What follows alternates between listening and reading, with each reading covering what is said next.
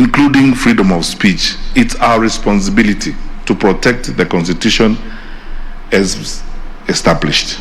And therefore, my colleagues in the security sector know this. We've had so many conversations with the Inspector General of Police. We had a meeting a week ago with the national government administrators, and we have agreed and vowed we are going to play our part in ensuring that Kenyans enjoy the freedoms that have been provided for in our Constitution. They do not need our permission to do that. But at the same time, we will enforce responsibility and accountability dutifully, without fear or favor. In some cases, we will be fairly ruthless when it comes to those who interfere with the freedoms of others or those who engage in activities that are likely to mess up our country.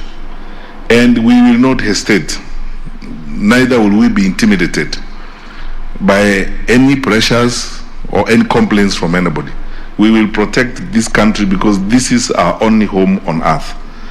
So, as I've told my colleagues in the communication sector, vernacular radio stations, those of us who have already fallen into the temptation of misusing social media and the internet, Kenya is a mature country. We've come a long way.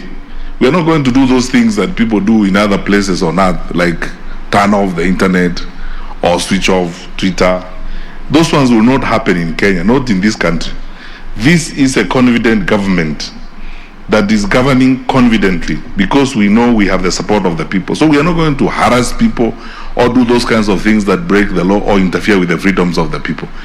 And because we are a confident government, we will live and act according to the law. We'll protect freedoms, but at the same time we'll call people to account.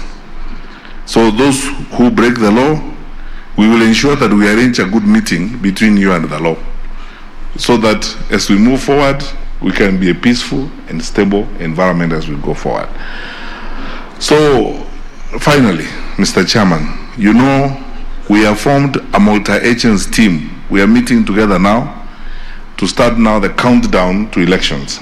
We have mapped the country, looked at hotspots, areas where we are likely to face certain challenges. My colleagues in the police department have done the same.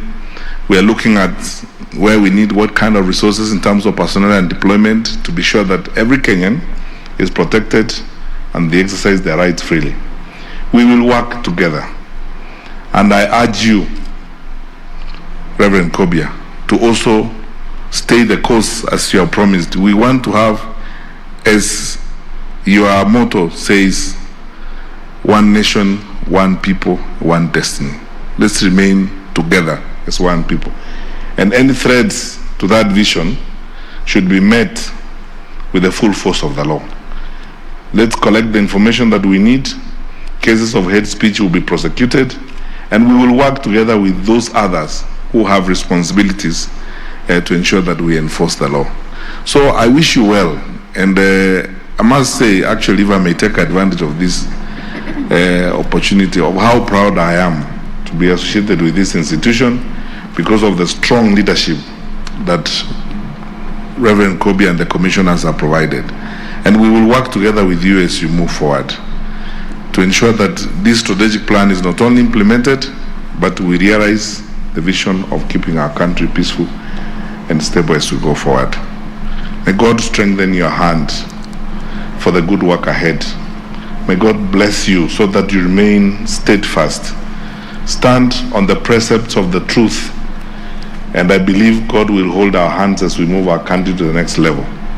And these elections will just be an event in our democratic life, and we will prove to ourselves and the world that we have come of age, that the story of Kenya continues, because Kenyans took the right decision to give themselves a solid constitution, a responsible government, and confident leaders who are ourselves and who have this opportunity to make that difference. So I thank you, and with those remarks, it is my distinct honor and pleasure to invite our guest of honor, Her Ladyship, the Honorable Deputy Chief Justice, Lady Justice Philomena Mwilu, to address us and officially launch our strategic plan. Madam Deputy Chief Justice.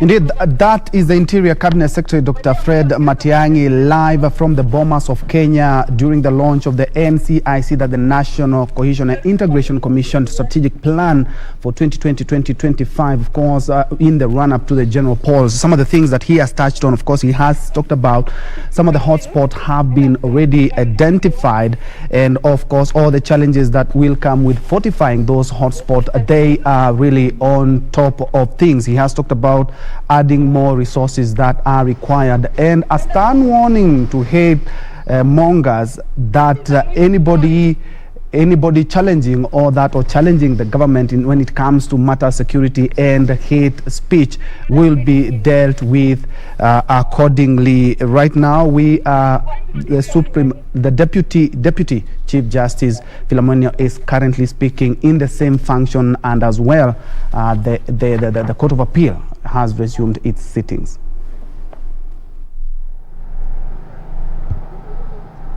NCIC was specific to the Honorable Mother Koome, the Chief Justice of the Republic of Kenya.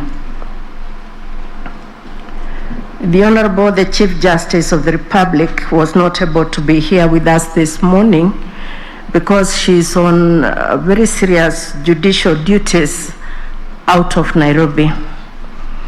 It therefore fell on me as the deputy, as per the Constitution, to step in. The functions of the Chief Justice are the functions of the Deputy Chief Justice, and therefore I was asked by the Honorable the Chief Justice to be here to represent not just the Chief Justice, but the institution of the judiciary of Kenya, and do what we must do. If you accept, because you have only one option, which is to accept the apologies of the Chief Justice, then I'm here to represent. From the Bomas of Kenya, let's now head over to the Supreme Court, where the Court of Appeal is holding its sitting regarding the BBI appeal case. Remember, it's day 2. The BBI Secretariat is currently giving its submissions. Let's cross over to the Supreme Court. Time they have requested for, because I think all the issues, the most important issues, have already been covered. We'll give them, I think, a maximum of 30 minutes to highlight any additional issue. Much obliged. Yes. My Lord President, members of the court, I want first to start by apologizing unreservedly for the delay. I take full and unconditional responsibility for the conduct of my team, and I hope you will find it in your hearts to forgive us for that misconduct. We will forgive you, but the penalty is that the 5-10 minutes that we have spent here will be knocked off your time. Okay, my Lord, I will, as we go along, I will seek to persuade you. My Lords, as I indicated yesterday, I am instructed by Mr. Eric Gumbo, Esquire, Counsel for IEBC, to lead the appeal by the IEBC before this honorable court, that being civil appeal number 291 of 221, as consolidated with E292, E293, and E294. I have already introduced my team, so I do not want to take time doing that. But I do wish, my Lord, to draw your attention to the documents we rely on. Sorry, before you do that, Senior Counsel, can we have an indication? I think, will you require the 2 hours like the other appellants? I thought, looking at the nature of grounds raised in your appeal, but that is the IEBC. Yes, my Lord. Can we give you like 1 hour, maximum 1.5 hours? My Lord, let us suggest that we keep the 2 hours, but we will not insist on using them. If we exhaust them, especially as if we note that you are no longer writing because you have been persuaded, we will be happy to let go of the two. If that is a happy compromise, my lord. Well, the fact that we are not writing is not an indicator that we've been persuaded, because as we said, these proceedings are being recorded, and it has reduced the burden of writing. But Senior Counsel, please proceed. Okay, my lord, we have heard the sentiment of the court. We will work around that. All right. We have a memorandum and record of appeal dated the 31st of May 2021. It will be found at pages 9 to 21. We have written submissions and a list of digest of cases that is filed on the 9th of June 2021. We have a replying affidavit by one Michael Gore, pursuant to leave granted via a ruling of the 25th of June 2021, and which we filed on the 28th of June 2021. We have a supplementary list of authorities filed on the 28th of June 2021. Now, my lords, let me start by saying what may appear to be the obvious. We are aggrieved, and we have come before this court because we believe that in its judgment, the court below failed to appreciate some very fundamental constitutional and legal tenets. The first one is that the IEBC is an independent constitutional commission, and that it enjoys the same constitutional protection as indeed does this honorable court. In fact, my lords, if you look at Article 249, sub-Article 2B of the Constitution, it is made absolutely clear that the Commission is not under the direction or control of any other body or authority. And it is our view that in the exercise of the mandate donated by law, that is to conduct and supervise referenda and elections, the IEBC ought not to be under the direction of any other body or authority. We have filed an appeal that raises 12 grounds. We have reduced these 12 grounds into 4 main thematic areas as follows. The finding as to the quorum of the Commission during the conduct of the work that is now impugned, and I will be arguing that point.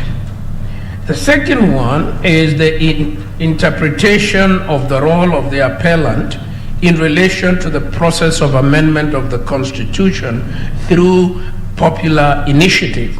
That is grounds 2, 3, 7, 8, and 9, and that will be argued by my learned friend, Mr. Eric Gumbo. The third one is the place of administrative measures and processes guiding the performance of the appellant's mandate. That's grounds 4, 5, and 6, and that will be argued by my learned friend, Mr. Moses Kipkogei. And finally, I will argue the point of the proper jurisdiction of the High Court under Article 156(3), and then we will finish. Now, let me start with the quorum. It is our submission that the learned judges of the Superior Court erred in law and indeed in fact in their finding that the appellant lacked the requisite quorum for the performance of its mandate. We say that for 2 reasons. Reason number 1, the impugned finding is premised on a non-existent law. I will demonstrate to you that the law that the court purported to rely on to find that there was no quorum was no longer law because it had been declared to be unconstitutional by a court of competent jurisdiction. Secondly, my lords, the impugned findings ran foul of a subsisting decision in rem of a competent constitutional court. Let me go to the first one. Why do we say that there was no existing law?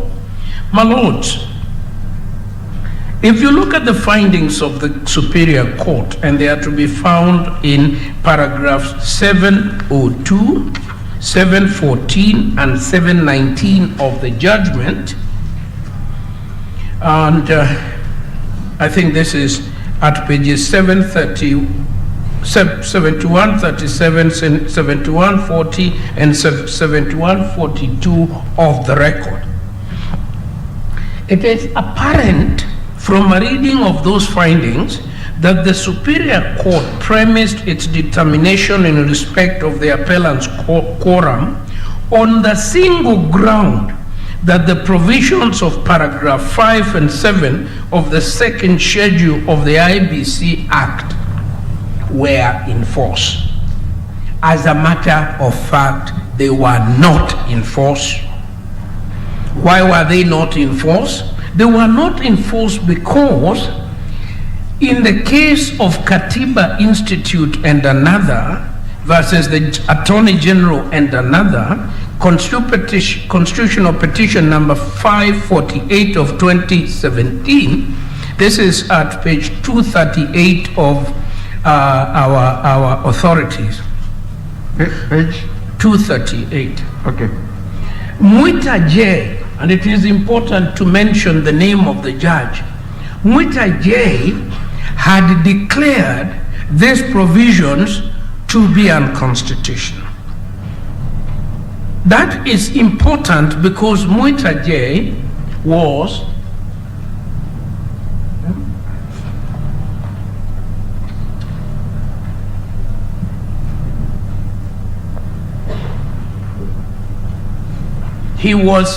serving as a judge in the constitutional division of the High Court. As if that is not enough, my lords, the decision by Mwita J remained the ruling jurisprudence on this point for 37 months up to the time the matter now before you was brought to the Superior Court. During that whole time, there was never an appeal from the decision of Mwita J. And to the best of our ability, there has been no appeal. Now, the important question of law that arises is this: what is the effect of a declaration of unconstitutionality? What happens to the statute that a court of competent jurisdiction finds to be unconstitutional? The judges in the Superior Court seemed to suggest that what should happen is that you should revert to the status quo ante. It is our very humble view that there is no jurisprudence supporting such a position. Parliament first repeals, then enacts. So if Parliament repeals, then enacts, if a judge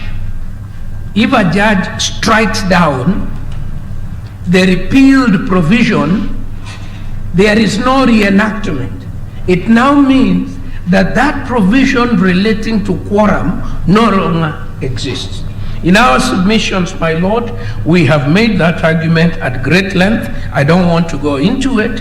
I have demonstrated that when a judge strikes out provisions as unconstitutional, there are only three ways that the law can be interpreted. One is that there is a prospective overruling, meaning from midnight to night, this becomes the new law, or there can be a declaration that the striking out takes enough takes effect from the date of the filing of the petition or the suit, or 3, that a declaration that the striking out is to be deemed to have struck out the statute from the date it took effect.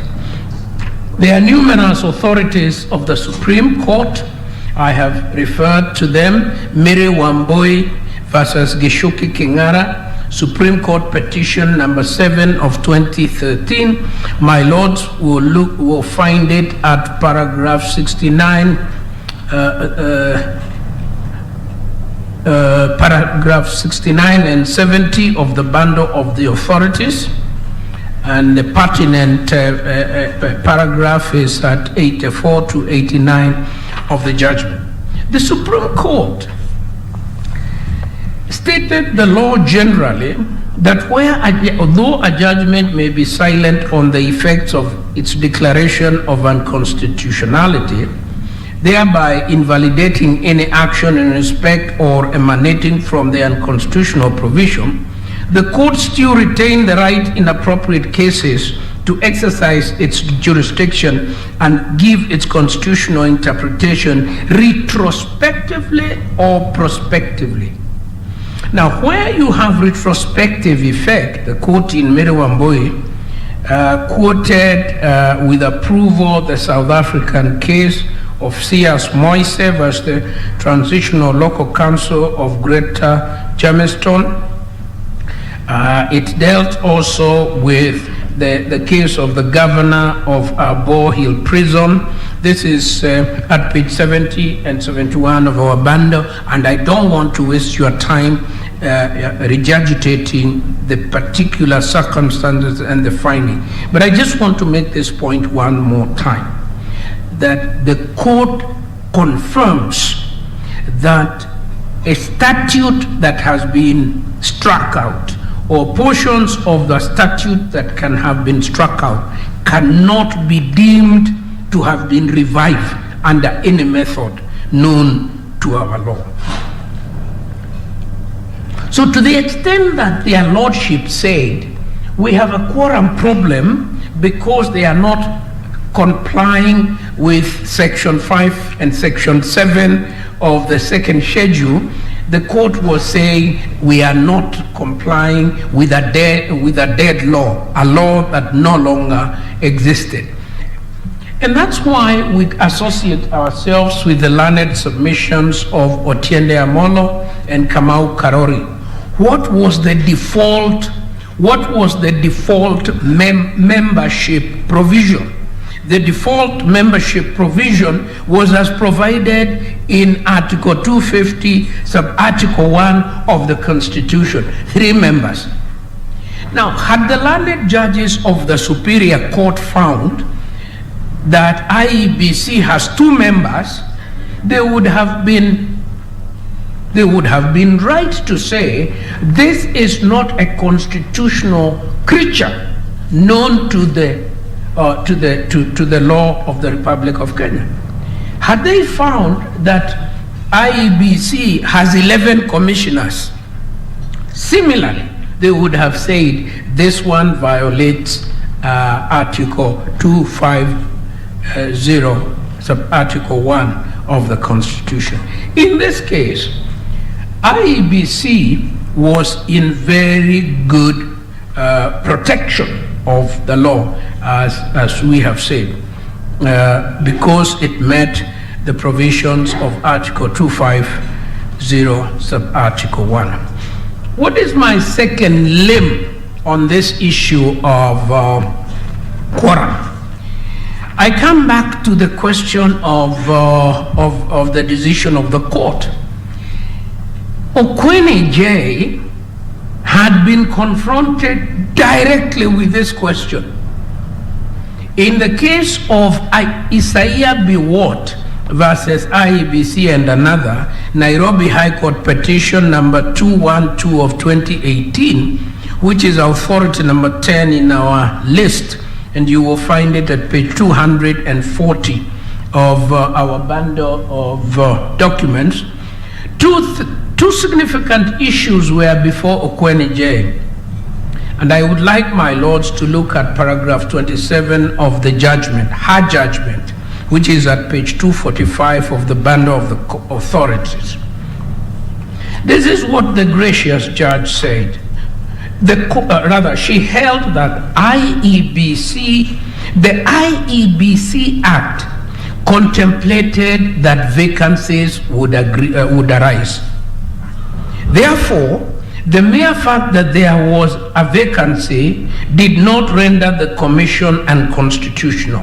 My lords, I want to stop there and draw your attention to section 7, subsection 3 of the IEBC Act.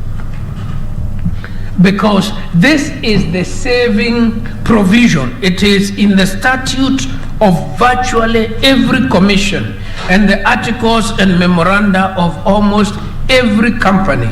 And it states that notwithstanding the existence of a vacancy, in the composition of the commission nonetheless was deemed to be validly composed for purposes of considering its work. The second point that the learned lady judge made, which is very material, is at paragraph 46 of her judgment, which is at page 249 of the bundle of the authorities. She found that the conduct of elections or by-elections is not a matter that arises out of resolutions or decisions of commissioners at meetings of the commission, but are dictated by the operation of law. So it doesn't matter whether you have 5 or 4 or 3, or the work of the commission must continue, because the law itself recognizes that the existence of a vacancy is not sufficient. So we submit, my lords. Senior counsel, would you know whether this bench, the attention of the bench was drawn to that decision by Okwani J? Yes. I don't want to use strong language, but the bench ignored several authorities that were brought to their attention on the very specific cases that they were dealing with. And I want to add, Professor, with regard to this particular decision by Justice Okwani, did the learned judges ignore, or did they say that we have seen it, but we are not bound by it? Well, that's what I'm going to demonstrate in a short time, that indeed they said what my Lord says they did, but I am saying it was not open to them to do that. And I am saying we can create judicial anarchy if courts of law make decisions in rem on matters of public law, and courts of equal jurisdiction, where this is brought to them, ignore that and say, I have a different opinion. In the meantime, this decision in rem has begun to change the manner in which the constitutional institutions operate. And my learned friend, Mr. Gumbo, will be drawing attention to the court to a similar matter taken before Ochenje in Kisumu.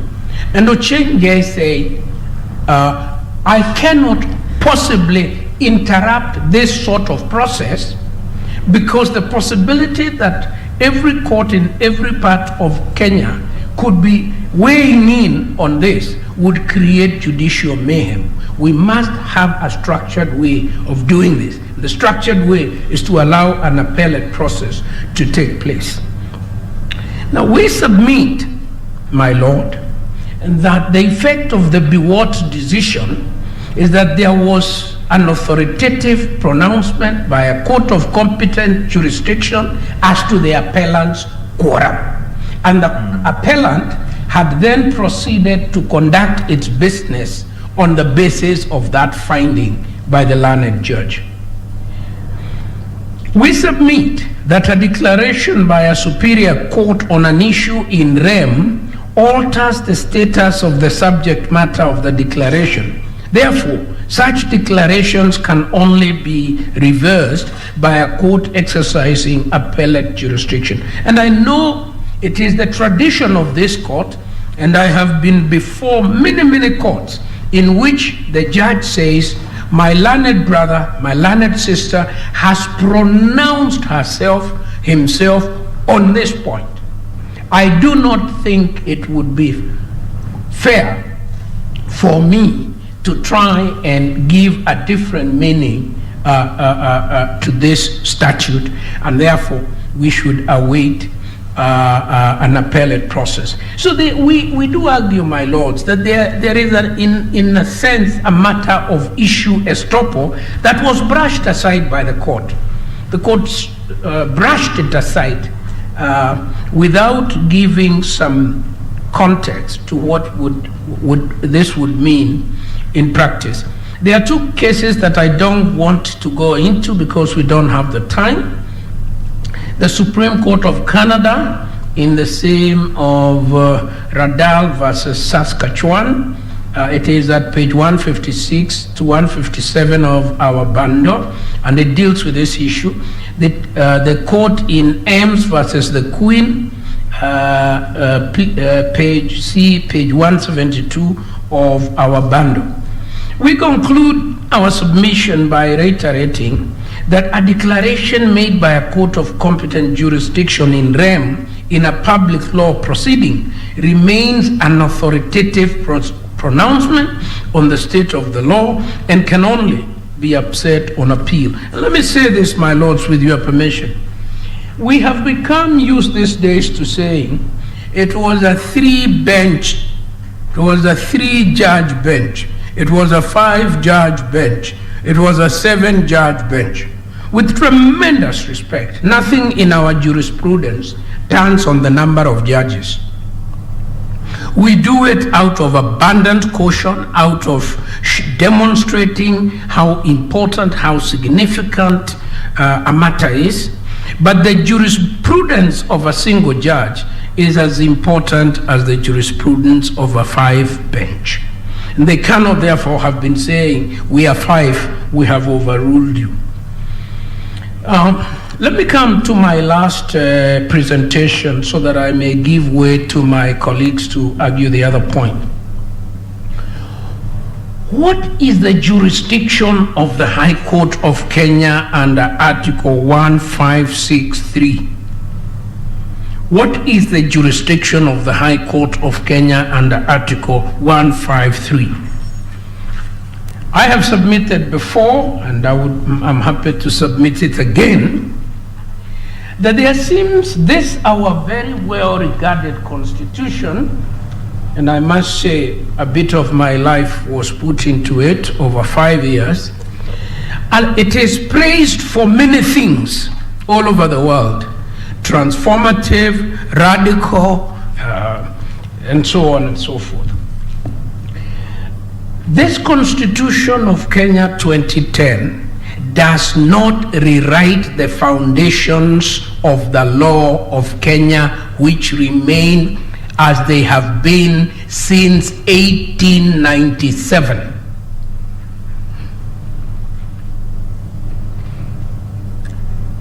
No court in Kenya has any jurisdiction to hear any grievance except a legal grievance. That was always the law, and it is the law after 2010. And therefore, to my mind, every dispute coming before the law must be anchored on the Constitution and on the law. Regrettably, a trend has taken root where all political, social, and economic grievances are given a very thin layer of law and taken before the court. And this has created a situation where, in my very humble view, the court is increasingly called upon to intervene in areas that it neither has the capacity nor the time, and which erodes the dignity of the court, because when the orders finally come out, they do not have the sanctity and certainty of judicial directions by the way of orders in the traditional sense. The High Court of Kenya, sitting as a constitutional court, has a limited jurisdiction. I know that is not a popular view, but it is the correct view in law, in my humble submission. The High Court of Kenya, sitting as a constitutional court, has a limited view. And that view is to entertain constitutional controversies brought to it by parties who have standing before the court and where a clear course of action exists. There is nothing in the Constitution of Kenya 2010 that said you can come to court if you have no nexus with the dispute, if you have no standing, if there is no course of action. You can write a big petition, throw it to the court and say, please help us because we are very annoyed with the action of the chief. That is not the law of Kenya. What then is the law of Kenya? If you look at what the judges in the Superior Court did, 9 out of 10 of what constitutes their order is an opinion. It is an advisory opinion. They say, we have reviewed as scholars and jurists and thinkers about the law, and we find this basic doctrine theory applies to Kenya.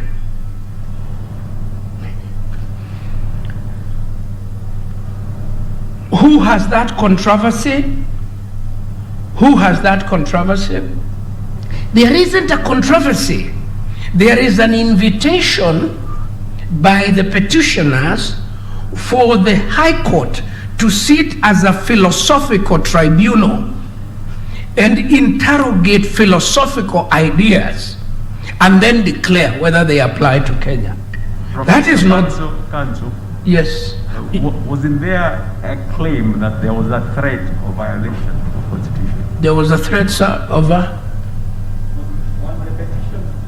One of the petitions based on the perceived threat or violation of the Constitution, did that give them footing? No, sir. No, my lord. It cannot give them footing, because I think it is right for the High Court to say, we are squatters in Uhuru Park, but we've been here for 20 years. The government wants to build the office of the Attorney General inside the park. We apprehend that we will be removed without any measures being taken to protect us and our children. Give us an order to stop that being done until a transitional process is done. If I were a judge, I would issue an order. That is a concrete dispute between concrete parties about a concrete property. Here, these very learned applicants are merely inviting the court that please let us engage in a debating, let us have a debating session in the High Court, convert the court into a philosophical forum, and then we ask ourselves, what is the basic doctrine question? Does it apply in Kenya? Has it applied in other countries? Has it been rejected in others? So at the end of the day, should it apply to Kenya? Nobody of them is touching on the Constitution. Nobody is saying sections, nobody. So at the end of the day... Professor, is that entirely correct? The question is coming from here. Correct me, my lord. Is that entirely correct? If you look at the petition that were before the court, were they not saying that here is a process that is happening, and this process is violative of certain premises of the Constitution, and that if this process goes to its final conclusion, it is going to alter fundamentally the essence of the Constitution that was agreed on and passed in 2010, and that cannot happen because what then happened is not an amendment, but basically it amounts to a replacement of the Constitution. Are you entirely fair to the judges to say they just sat as a philosophical tribunal and dealt with matters all out there in the air without something concrete on the ground? What I was trying to do, my lord, was to draw a distinction between where the court is trying to stop something that potentially may happen, and with it happening, there would be a violation of the Constitution. Here, we have a legislative process, a referendum process, that is inchoate. And it's like saying that the court has issued an order to the Speaker of Parliament. Let me remind you, my lord, when I was in the Guy Commission, we were writing the chapter on the judiciary.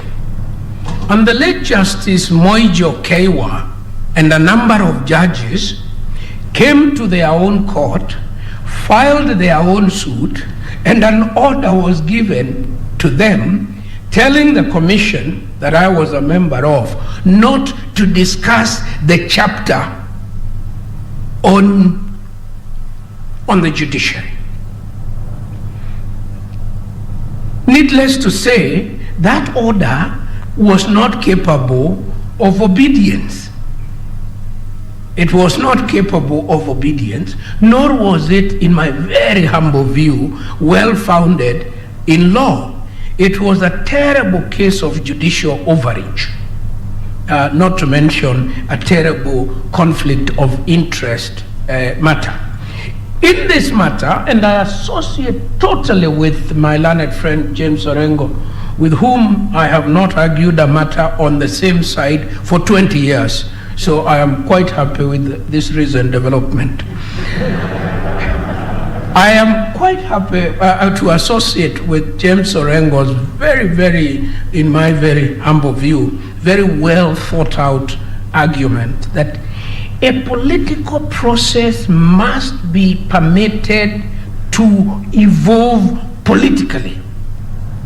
And a judicial intervention commends itself where that process is complete and a legal product exists to which the judges then say, this cannot be allowed to stand. Let me give you an example. One of the proposed changes is to bring in a judicial ombudsman. I personally don't know whether that is good or bad or whatever. But I can possibly see a day, if this referendum was successful, where somebody would come and say, I am attacking only that section because as it reads now, it is inconsistent with that section and it undermines that framework.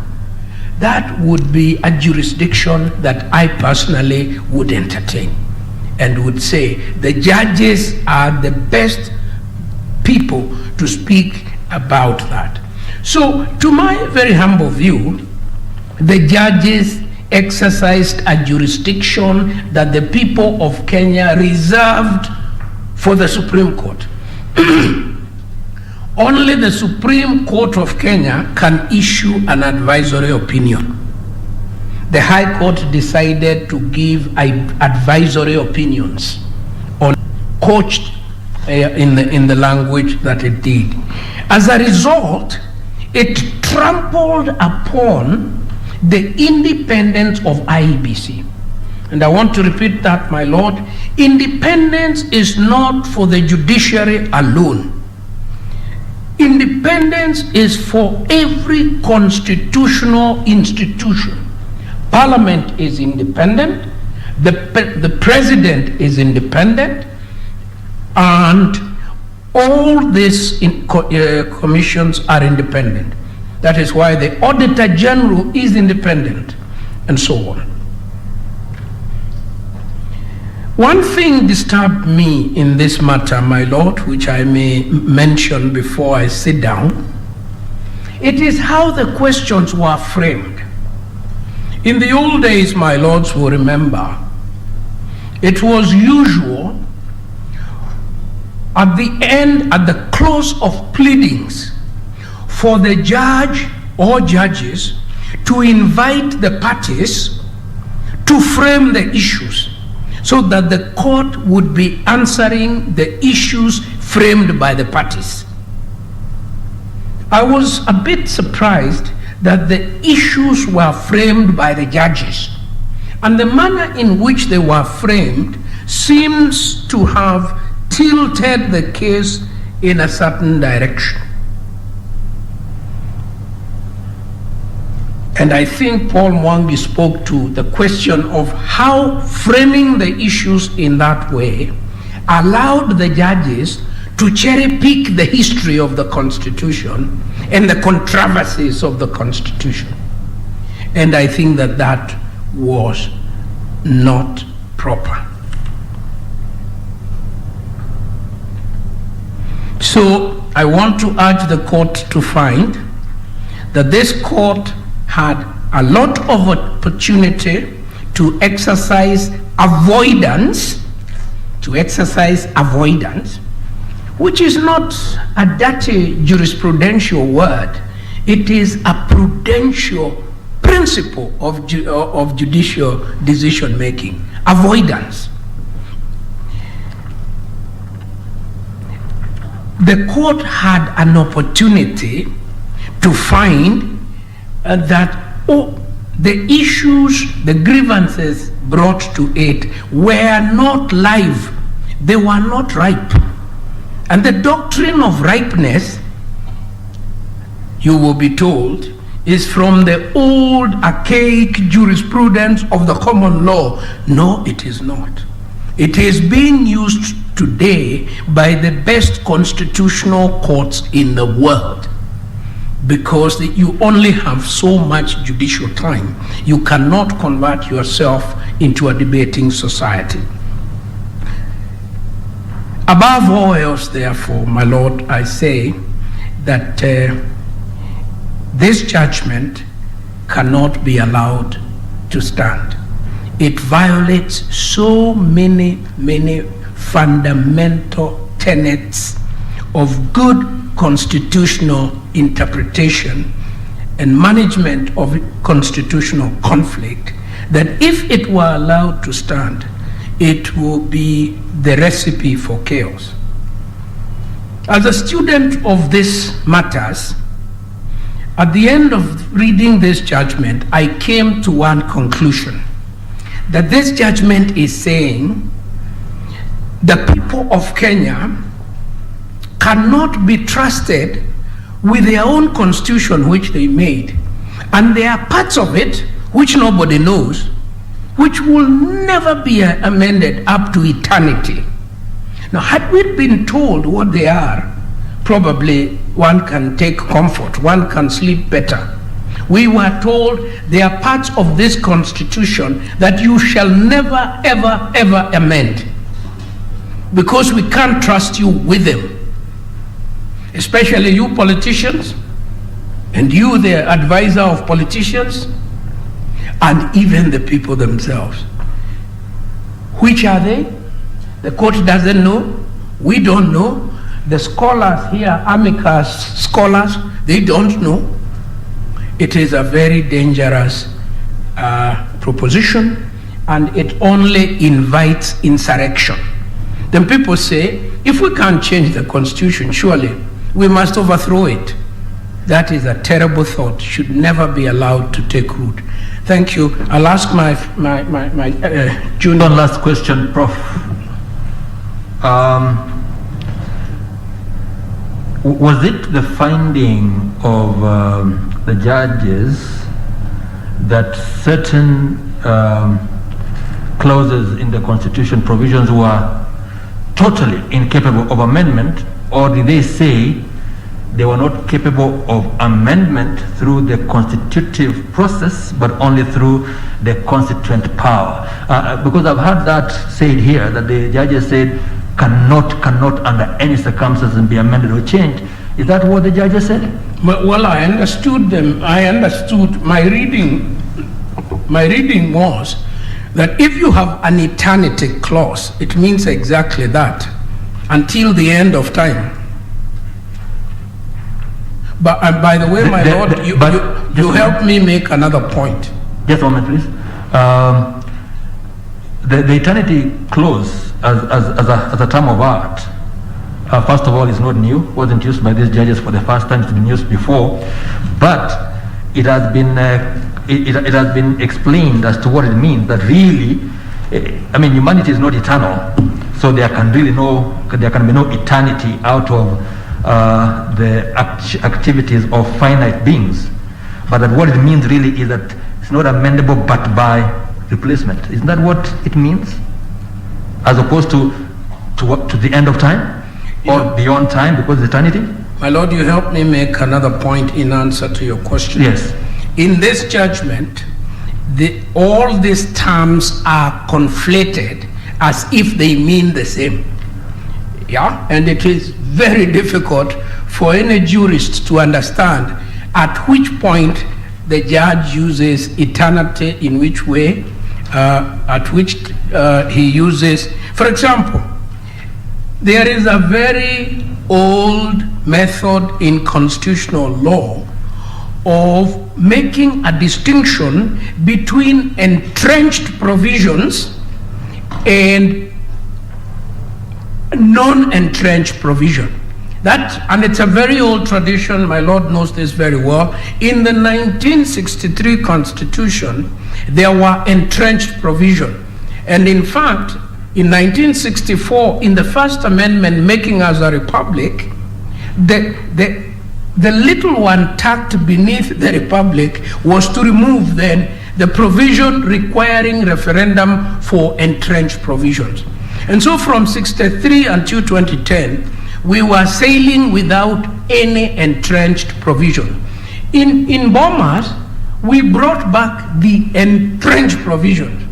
That's why you cannot change the sovereignty of Kenya, the national anthem, the several other things there, the independence of the judiciary, etc., etc., etc.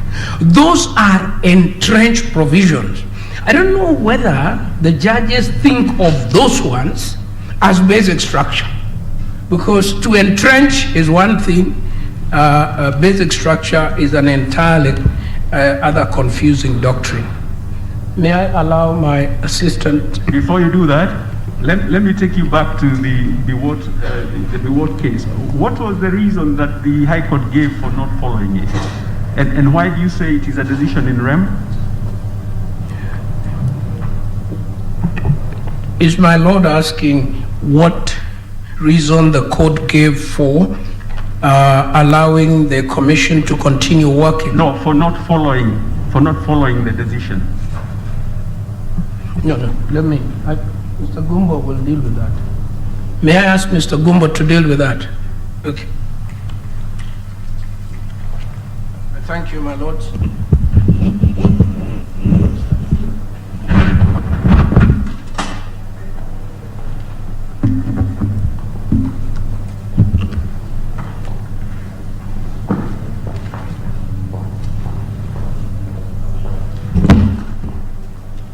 Good morning, my lords and my ladies. My name is Gumbo. Eric. I will take this moment to address you on a number of issues, particularly arising under the second thematic area of the first appellant's written submissions.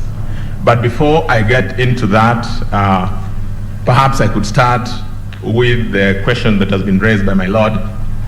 My Lord, when we say that those decisions are in rem, what we have in mind is, my Lord, a decision issued in relation to a public law question does not apply to the parties who are before a court in that matter alone. If a constitutional interpretation is made this morning, my lords and my ladies, it shall apply to the matter that is before the court at that point in time, and it will also remain the law going forward until and unless changed by a different court. And that perhaps is the argument that we are making, that once that has been made, then really for consistency and good order, we need to have the other courts. The question is, yes, did the High Court justify why it was not following it? My Lord, in my understanding, there wasn't a proper justification in any of the matters that perhaps we are handling. There have been, in my reading of that judgment, indications in certain matters that perhaps arose in the course of the decision, where the judges say that I will not follow this. But when you get to the ultimate question that they answer, you find that they have themselves departed from the position they had taken initially. So that if you take, for example, or perhaps let me not get into that, if my Lord, you're satisfied with that, so that I can just go into the submissions. Thank you very much, my Lord. Mr. Gumbo. Yes, my Lord. You know, your answer to that question was that you think that generally there are many cases they did not consider and did not give a proper reason. But the thing that interests us, at least my brother and I, is what reason, what specific reasons did these judges give for not following Isaiah Biwott Kwangonyi? And surely it's there in the judgment. What reason was it? My lords, and this is what I was explaining. At the beginning of that decision, the lordships give reasons. They say that the judge did not respond to a specific issue.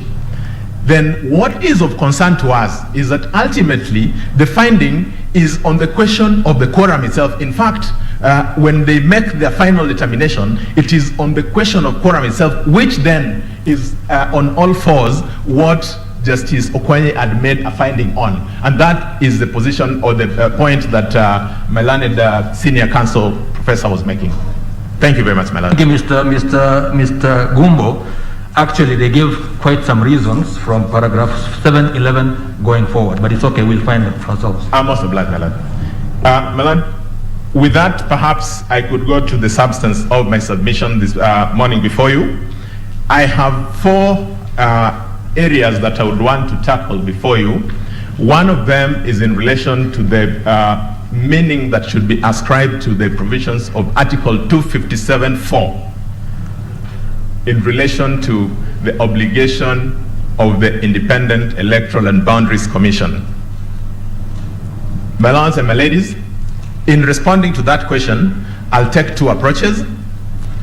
I will look at the text of the Constitution, and I'll then look at the issue that my learned judge, Justice Kiagi, had raised, the manner in which the Independent Electoral and Boundaries Commission applied the question specifically on verification. My lords and my ladies, I will then look at the second question, which is the question around public participation, specifically whether Article 257(4) imposes an obligation on the IEBC to confirm that the promoters of an initiative have engaged in appropriate or satisfactory public participation. The third thing that I'll be looking at is the question of a nationwide registration of voters. In their judgment, the lordships say that there is an obligation on the IEBC to ensure that there is nationwide registration of voters before a referendum can be then taken up. I'll be addressing that question. And finally, I'll then want to address you on the referendum question. My lords and my ladies, learned senior counsel had given the array of documents that we would seek to rely on, but for purposes of my presentation, there is one more document that I would want to probably just draw to the attention of the court, and perhaps we'll then, when we get there, look at it. That is the format that was used by the Independent Electoral and Boundaries Commission for purposes of receiving the signatures. That document is to be found at page 1100 and 1101 of volume 2 of the appellant's record of appeal. My lords and my ladies, let me start on the question of the role of the IBC under Article 257(4). We are, my lords and my ladies, particularly concerned or aggrieved by paragraphs 733, 734 of the judgment of a superior court, specifically in relation to the finding that authentication, that the commission was also obligated to authenticate the signatures of the promoters of the initiative. My lords and my ladies, Article 257 speaks in a very broad way from an end-to-end perspective to the popular initiative as a route of amendment of our Constitution. It places various specific actors on that pathway that is between the Articles 257(1) up to where it ends at 257(10). In relation to what I have before you, my lords and my ladies, I would want to go specifically to Article 257(4), which is where the Independent Electoral and Boundaries Commission is given obligations under this Constitution, and that perhaps is what I would spend a bit of time addressing you on this afternoon. I had said that I would want to start by looking at the text of the Constitution.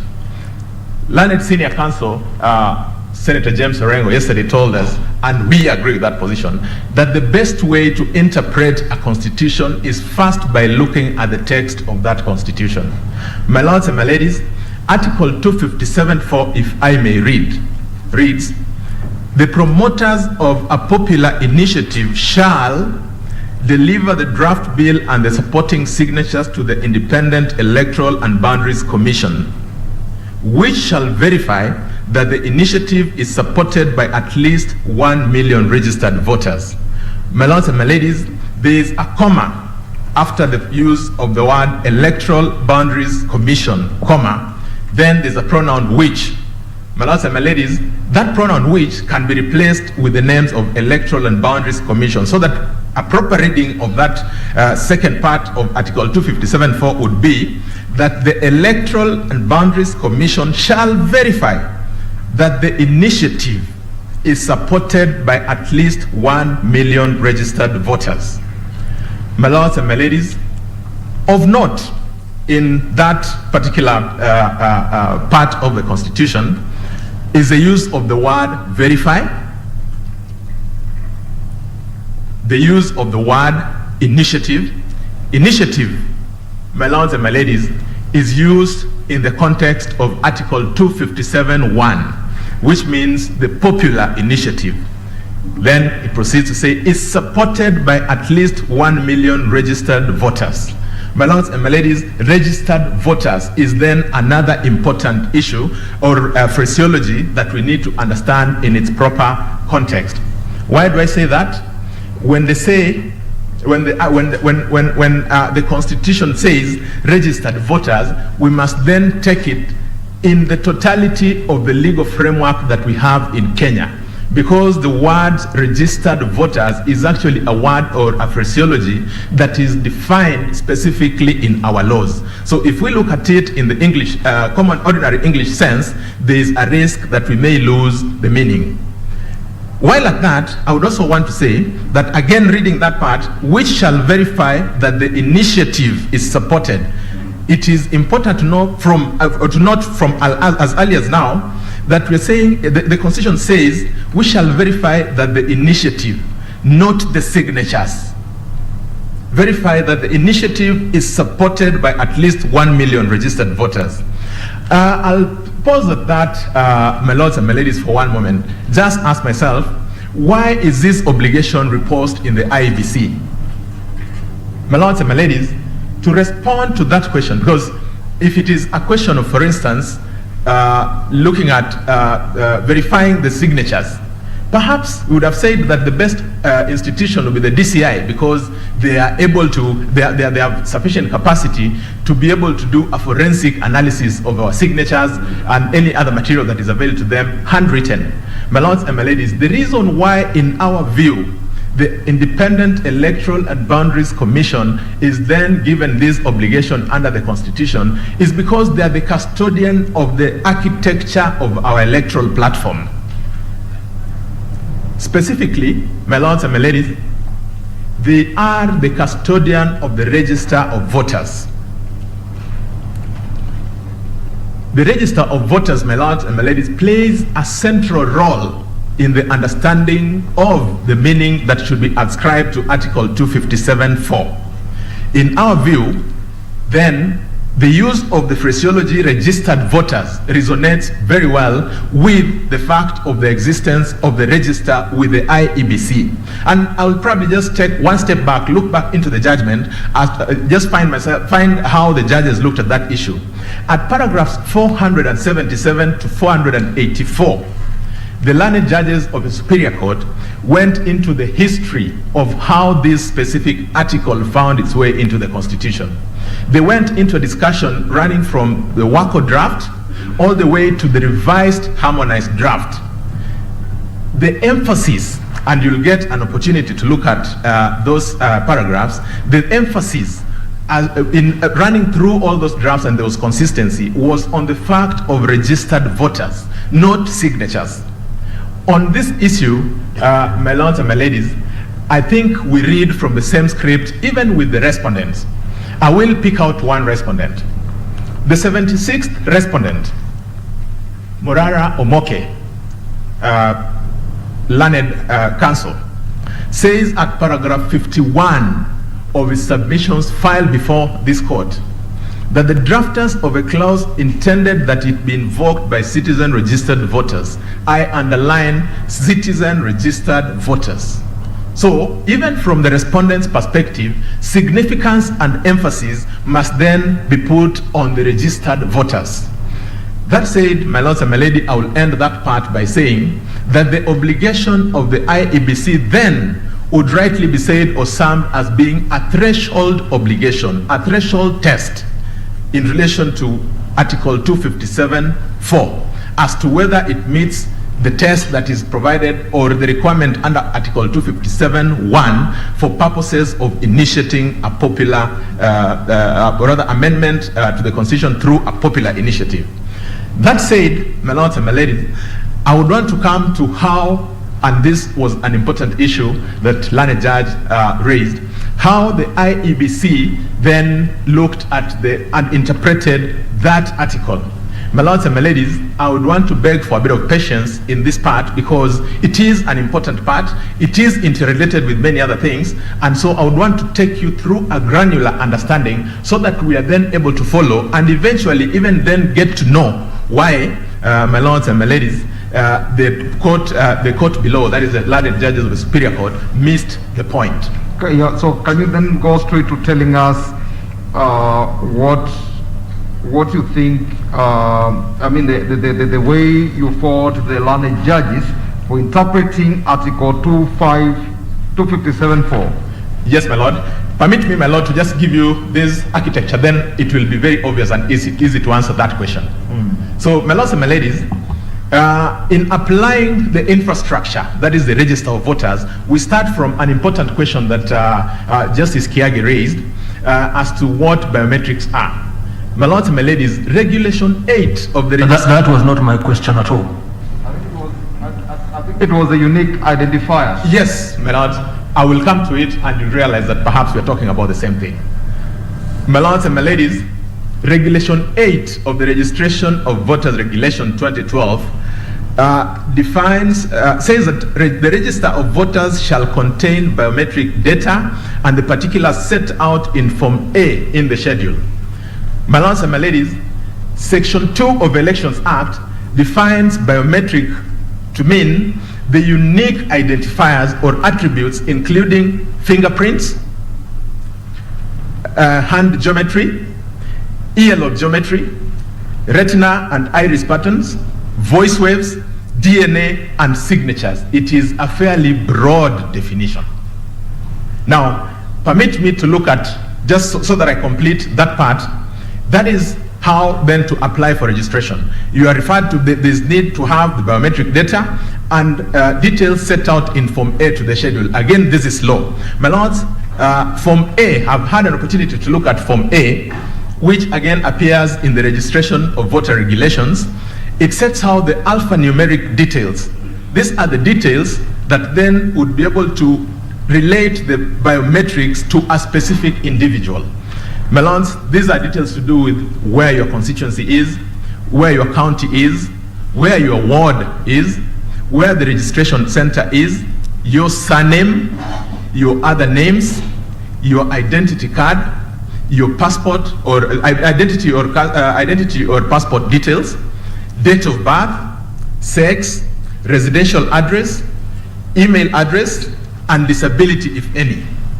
My lords and my ladies, that form then gives a declaration that when you are presenting that information, and this is important, that you also declare that you are in possession of either the national identity card or passport bearing the numbers which you have indicated in the application. And secondly, that you also declare that the details that you've given are accurate to the best of your knowledge. My lords, armed with that information, how then does IBC go into verifying that the initiative is supported by at least 1 million registered voters? Learned Senior Counsel, Mr. Ochende Amolo, did give the background to that the promoters wrote to the IBC. The IBC wrote back to the promoters, telling them that if you want to, the letter that came from the promoters was, please help us understand the format in which you'd want to receive the signatures. The IBC wrote back saying, thank you for your letter. If you want to give us the signatures, please present them in this format because this is what speaks to our infrastructure. My lords and my ladies, this perhaps will be the opportune moment to look at the template that was then created or shared by the IBC. I don't know whether the court assistants would be in a position to help us get that, or if it will take time, I could quickly just make a quick reference. Just refer to it. Just tell us the volume. Thank you very much, madam. Yeah. Now, the document is found, like I said, at page 1100 of volume 2 of the appellant's, first appellant's record of appeal. It has details, my lords, which run almost one for one to the details that are set out in Form A. That is, we have the name, we have the serialization, we have the name, we have the ID and passport number, county, constituency, county assembly ward, polling stations, mobile number, email address, signature or thumbprint. My lords and my ladies, this then was the beginning of the question of verification. How did the IBC then use this? My lords and my ladies, these details were then given, they were supposed to be presented in bound, serialized, and paginated booklets, both in hard and soft copies for purposes of accountability. When this information was availed to the IEBC, what they did is to then deploy their data entry clerk, and which was a big operation of perhaps more than 100 people. These, my lords, appear in the affidavits of Michael Goa, which have been set out at paragraph 4 of our submissions. They state, my lords and my ladies, that in the course of then re-entering that data, they omitted names which did not have signatures. They omitted names which did not have either passport or ID numbers. They also omitted names which had been duplicated. My lords and my ladies, this is because if you, for instance, allow a name that does not have a signature, then you'll be running afoul of the form for application of registration. The same goes to the details, and that's why it was important to set out that detail. My lords and my ladies, armed with now what they called the clean data, the Independent Electoral and Boundaries Commission took those names and ran the names through the register of voters in their custody. That is done through a software because of the numbers that they have. My lords and my ladies, that is so that then you can be able to compare that the details that you have, both biometric and in Form A, match the details that you have in the register of voters. My lords and my ladies, that was an important process, because if you gave that detail then, or any name that appeared there, you gave it to an investigations officer, they'll trace that person back up to their village. That is just how interrelated all these issues are, so that if there was an issue to be confirmed, it would be very easy to relate it to the specific person. But more importantly, what does the IEBC do as the last step in the verification? They say that now that we have this detail, let us publish these details in our website and invite Kenyans to take time to run through these details, so that they tell us if there is a single individual who would be saying that my name found its way into that register without my consent, then that would be the opportunity. That detail was sent, the publication was made, and the address of the CEO of a commission given. My lords and my ladies, at the time we were making submissions before the learned judges in the Superior Court, there wasn't a single person who had come forth saying that their name was irregularly or without their consent included in that register of voters. My lords and my ladies, let's pause there for On what page is the notice? On what page is the notice to the public? My lord, I'll get back to that. Just allow me to get my assistant to help me trace that page. I'll get back to it. But I wanted to make the point, my lords and my ladies, that when Kenyans have become of age, just about 2 weeks ago, my lords and my ladies, the registrar of political parties did share details about political party membership in this country. It didn't take 2 days on their website for the media, social media, to be awash, to be active with people saying, I found myself registered as a member of this party, yet I'm not a member of that party. And that was just a period of 2 days. Within 3 days, my lords and my ladies, the data commissioner came out saying, we have seen the concerns that have been raised, and I have received more than 400 complaints. My lords and my ladies, I'm using this just to help us understand that it was effective, and perhaps also add that it is one of the ways that is used the world over. My lords and my ladies, let me then go into, now that I've said that, demonstrating why I think the learned judges of the Superior Court missed the point in relation to this question. I take us back, my lords and my ladies, to paragraph 733 of the decision. The learned judges of the Superior Court, my lords and my ladies, at that paragraph, frame a question to help them understand what the meaning of Article 257(4) is supposed to be. They say the question is whether the IEBC's role includes verification of signatures, or whether the role only ends at the proverbial bean counting, a mere technocratic ascertainment that a popular initiative has delivered 1 million voters. My lords and my ladies, permit me to stop there for one moment to just unpack it the way we understood it.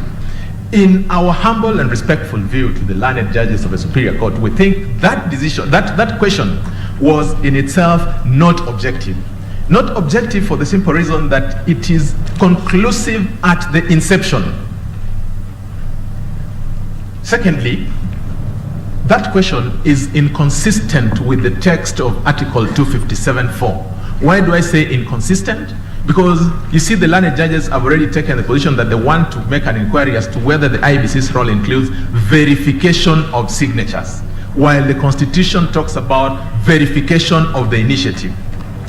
My lords and my ladies, our other concern is that the learned judges of the Superior Court frame this question without looking at what the IEBC did, and my lords and my ladies, I invite you to look at, this is dealt with from paragraph 720 to paragraph 765 of the judgment.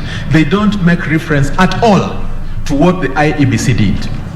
Secondly, and this goes into supporting what learned senior counsel Mr. Tiende said earlier, that they didn't also look at the text. The entire of that part, paragraph 720 to 765, does not make reference at all to the text of Article 257.4. What happens, my lords, after that? At paragraph 734 of a decision, the learned judges of the Superior Court say that in order to answer this question, we go to the affidavit of Dennis Waweru sworn on the 5th of February 2021. This affidavit is sworn on behalf of the BBI National Secretariat, one of the respondents in this petition. What do we have to say about this, my lords? We say that after framing a question which in our view was not objective, they went to a wrong place to look for an answer again to the wrong question that had been framed. Why do we say a wrong place? Let's start from asking ourselves, who is Dennis Waweru in the context of these proceedings? My lords and my ladies, it turns out that Dennis Waweru, from whose affidavit the learned judges of the Superior Court went to seek an answer, had filed an application for joinder in a petition in Mombasa. That is petition E01 of 2020, the Muhuri petition.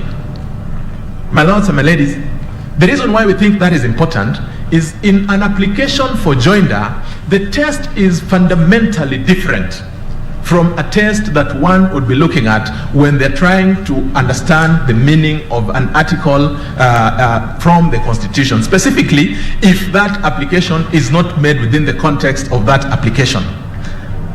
My lords and my ladies, this affidavit is to be found at pages 3110 to 3121 of volume 7 of the BBI's record of appeal. That is the record that Learned Senior Counsel Otiende Amolo was looking at.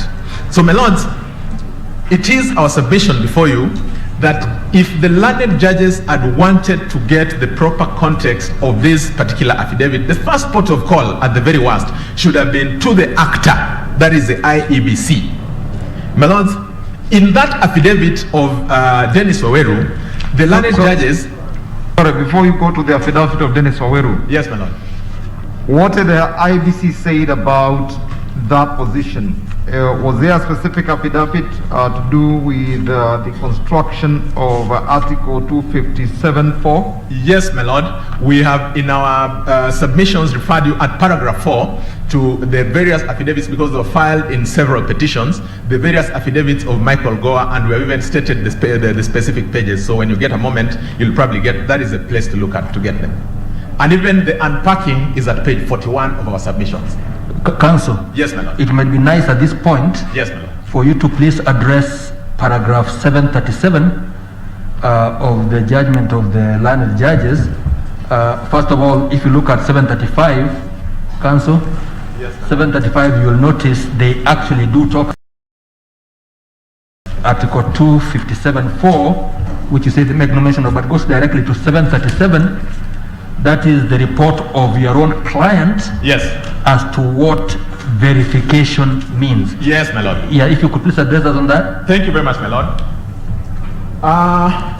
My lords, the learned judges of the Superior Court get this attachment, which they are now making reference to at paragraph 737 from the affidavit of Dennis Waweru.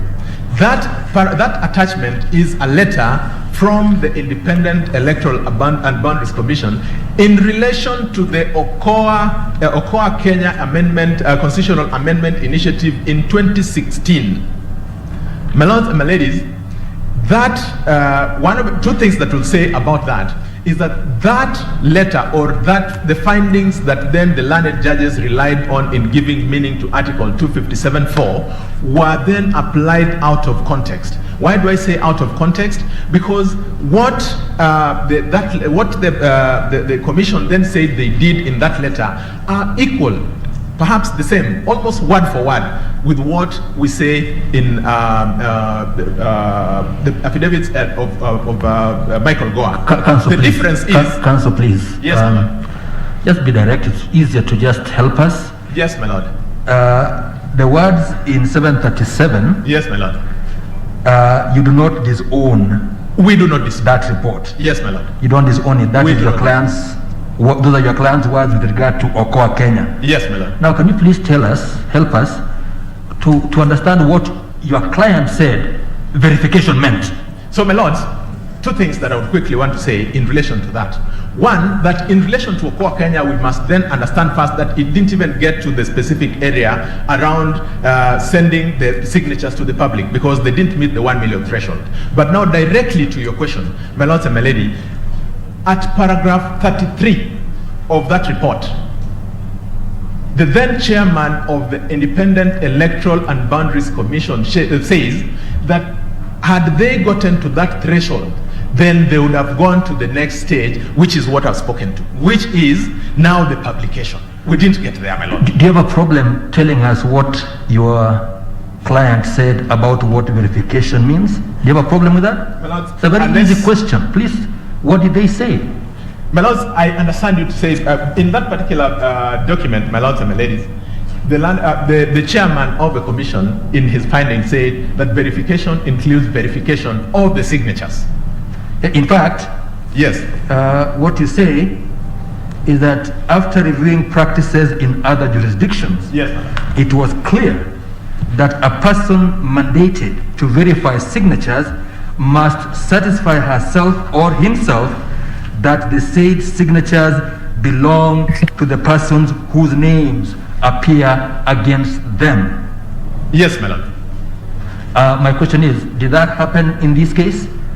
Yes, my lord. It did happen. Your client was able to satisfy itself that the signatures belonged to the persons against whose names they appear? Yes, my lord. Okay, thank you. Thank you very much, my lord. Please carry on. Thank you very much, my lord. So, I would want to end that point by saying that because the learned judges of the Superior Court looked at irrelevant factors, meaning the affidavit of Dennis Waweru out of context, which then would have led them to losing the context or the manner in which this should have been applied, and failing to take into consideration relevant factors, which in our view is the explanation in the context of what the IBC had given, they then reached a conclusion that was at variance with the Constitution. My lords and my ladies, I will want to then quickly move. Let me end that argument by saying this. If for one moment we were to say that verification or authentication is to be given the meaning that the learned judges would appear to have suggested that it be given, is it possible or practical, my lords and my ladies, to have a forensic audit of the signatures of at least these 1 million people?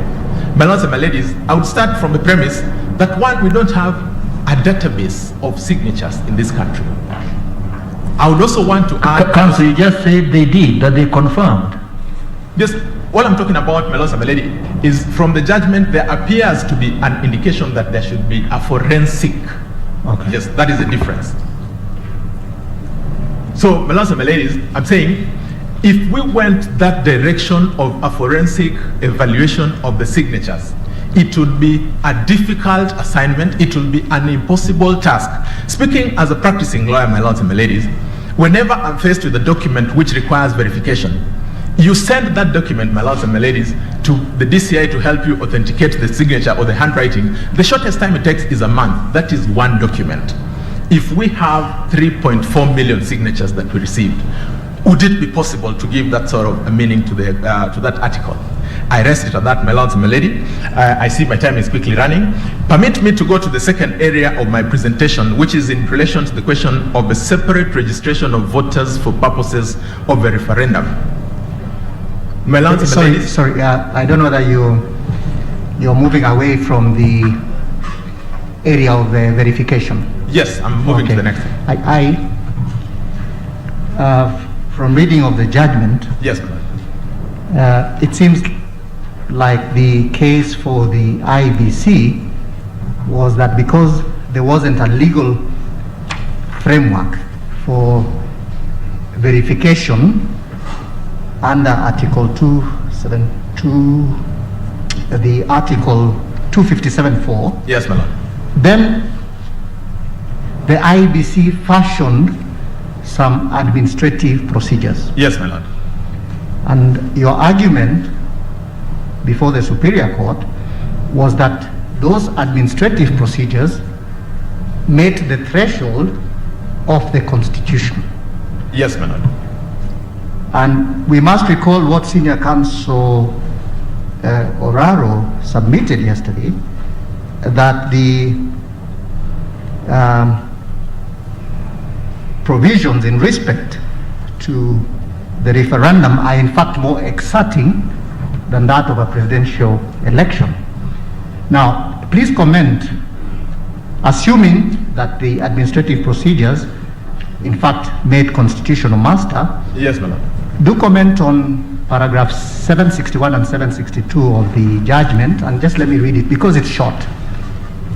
In addition, even if the administrative procedures had been valid, it is clear that the IBC did not comply with them. For instance, IBC published the list in the website on Thursday, 21st January 2021. Members of the public had up to Monday, 25th January 2021 to read the list and raise any issues. The judges then say that the administrative procedures provided for a 2-week period so that the registered voters could verify or make comments, but IBC only gave 5 days, including the weekend. First, is that a finding of the court factually accurate, that the period was shortened from 2-week period to 5 days? My lord, thank you very much for that question. Two things that I want to say about that. One is that my learned friend, Mr. Kipkoge, will be addressing you after me in great detail about the legislative framework, the legal framework. But in relation to the specific question that you asked, that is on paragraph 761, one of the issues that we'll be addressing you on is that the administrative processes have been mischaracterized. They've been mischaracterized and elevated to a position where they would fall to be under the Statutory Instruments Act, which they are not. These are internal procedures. Why do we say the internal procedures? My lords and my ladies, when we, for instance, say that please delete the name of somebody who does not have an ID, it is because of the reading of the fact that that person is not a voter in relation to Form A, which had given. So that is why we relate it, and we say you don't need a law to tell you that once the Elections Act has defined a registered voter is somebody who has given you their ID number, then you don't get the ID number. You don't need another legislation to come and tell you, please now remove the legislation, because it fits under the rubric of Article 257.4 that a registered voter must be that person who has given those details. So the moment you fail to give any of those details, then you don't fit into that space. So it will be our case, and Mr. Kipkoge will be addressing you on that later, that if we had understood those administrative processes to be internal processes, then we would not then create the obligation that the learned judges created about them. To answer the second part of the question in relation to the shortening of the period, my lords and my ladies, there is need to create some flexibility to the institutions that we have. We have the commission receiving or sending out a notice that we will be happy to receive a complaint from any Kenyan who would say that their name was not included in this, or rather, their name was included without their consent. My lord and my ladies, after 5 days, you've not received any. Must you wait for the 14 days? And I want to look at the converse of this. if we had gotten, my lords and my ladies, to a period of those 14 days and names are still coming in, my lords and my ladies, will we say, no, ours is 14 days, anything that comes after this does not matter to us? I asked the question because if you look at the framework on verification of the voter register, yes, it has a window which is known to all Kenyans and gives them sufficient time to do that. And I'm not saying that the procedures of the administrative procedures of IEBC are subsidiary legislation, but if the IEBC has the experience of conducting referendum and election and the competence. They thought about it, they said 14 weeks is a fair period. But then in their wisdom, they then choose to reduce the period to 5 days. That was... Yes, my lord, and perhaps so that then we just look at it in proper context, even on that question, it would be equivalent to comparing two things that do not exactly fall for comparison for this reason.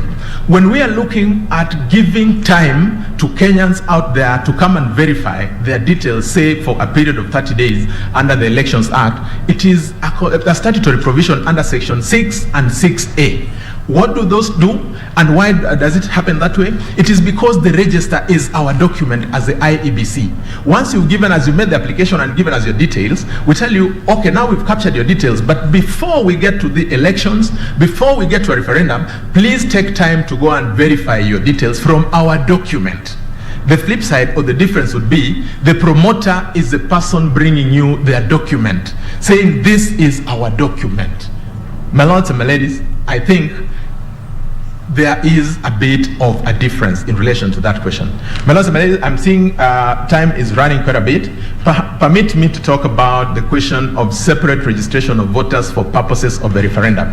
My lords and my ladies, we draw your attention to paragraph 769 of a judgment of a superior court.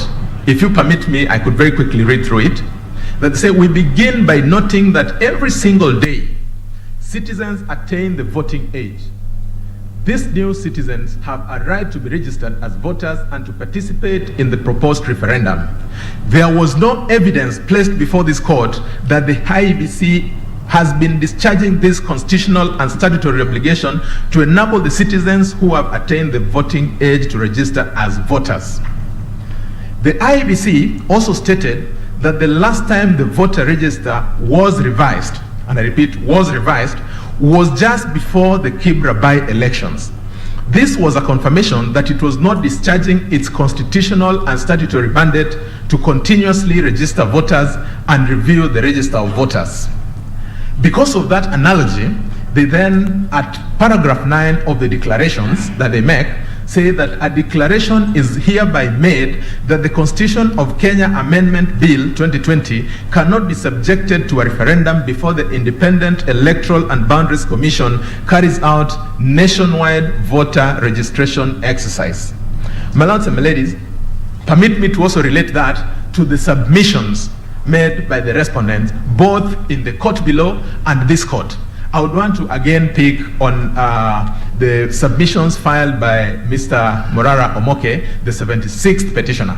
Mr. Morara Omoke, in the submissions filed before you at paragraph 117, says, we invite this honorable court to take judicial notice of the fact that the predominantly youthful dynamic of the Kenyan population is such that hundreds of thousands of citizens become eligible to be registered as voters every year. Since it is common ground that the IEBC last updated, again underline, last updated the register of voters between February 2017 and March 2017, the 76th respondents' apprehension about the disenfranchisement of billions of voters in the intended referendum is well founded. My lords and my ladies, what do I have to say about this? I say that both the learned judges of a superior court as well as the respondents misconstrued the meaning of the various words that are used interchangeably within the electoral platform. Example, when the learned judges say that the register of voters was last revised in relation to the Kibra by-elections, what exactly, why do we say they were wrong? We say they were wrong because the context in which they are using the word revised is to mean continuous registration of voters, and which they then say that the IBC has failed on. My lords and my ladies, the word revised used in the electoral sense has a specific meaning. To this, my lords and my lady, look at section 5 of the Elections Act. My lords and my ladies, section 5 of the Elections Act, almost in similar terms, provides for the regular and continuous registration of voters. It then provides for exceptions. The exceptions being that where you have a by-election, then the registration in relation to that, say, either county assembly ward or constituency will be stopped for a moment to facilitate that election. How does it facilitate that election? That at that point you close the register and again allow section 6 and 6A to fall into play, so that the people who will be voting in relation to that area can come in to correct their details ahead of that particular exercise. The same thing goes for when you have a general election. The same thing goes under the exception at 5C for a referendum. That is not C but BA. It's numbered as BA.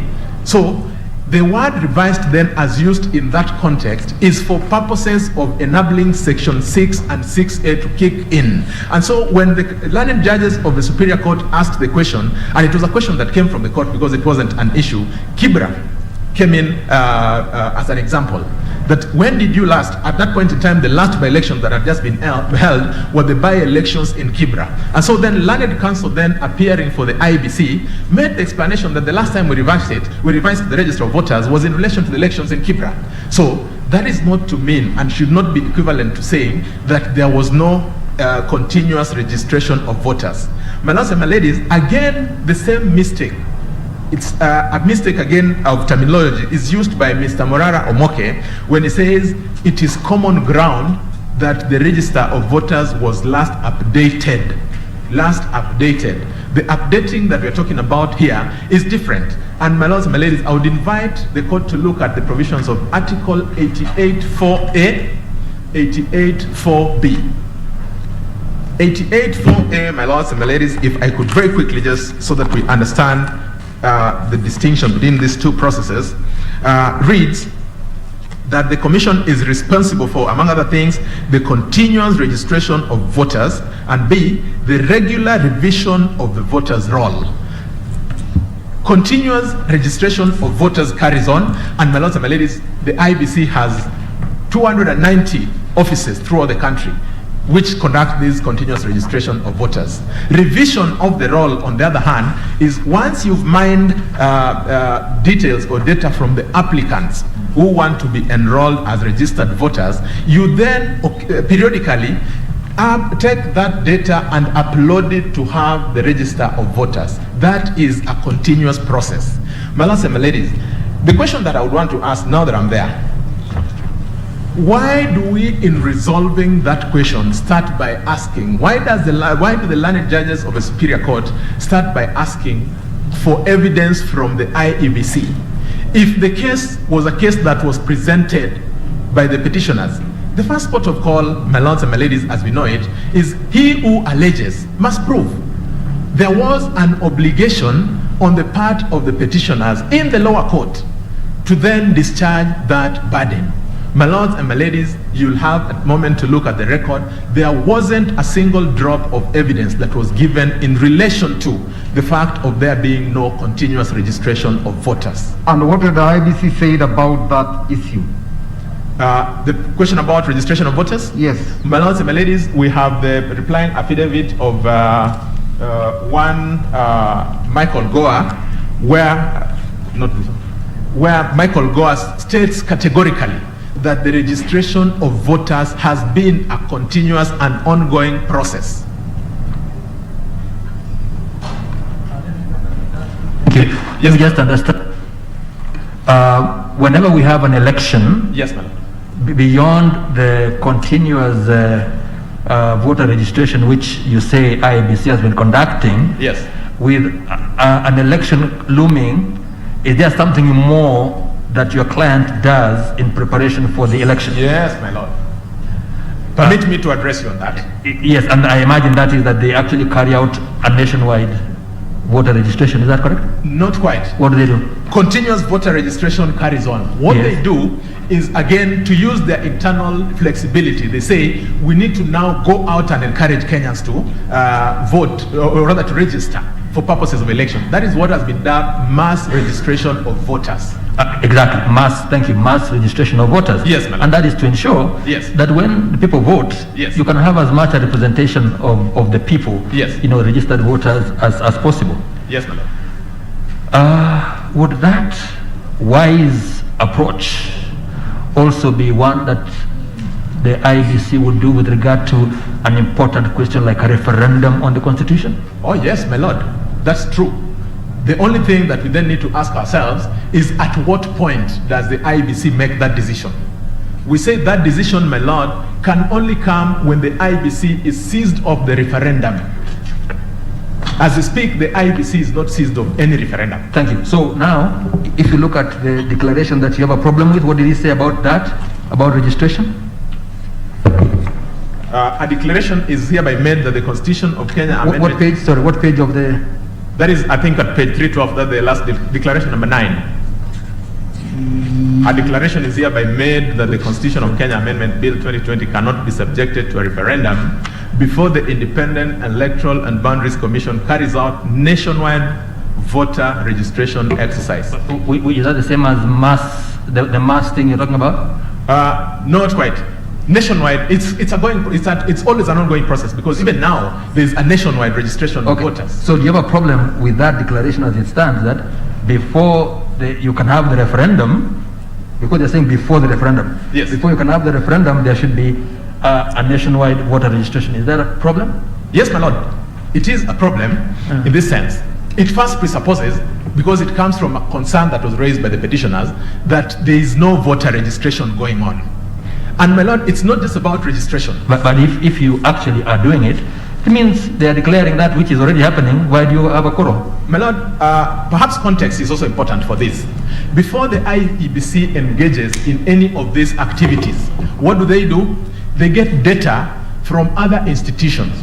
National Registration Bureau, they ask them, how many people have you registered, for instance, in the last 6 months? So on account of those sort of statistics, they make informed decisions that, oh, we think that there's been maybe about 500,000 more Kenyans that have been registered. Let's have a drive. Let's encourage. The more important question, though, is why don't we let the IBC be the ones to make that decision?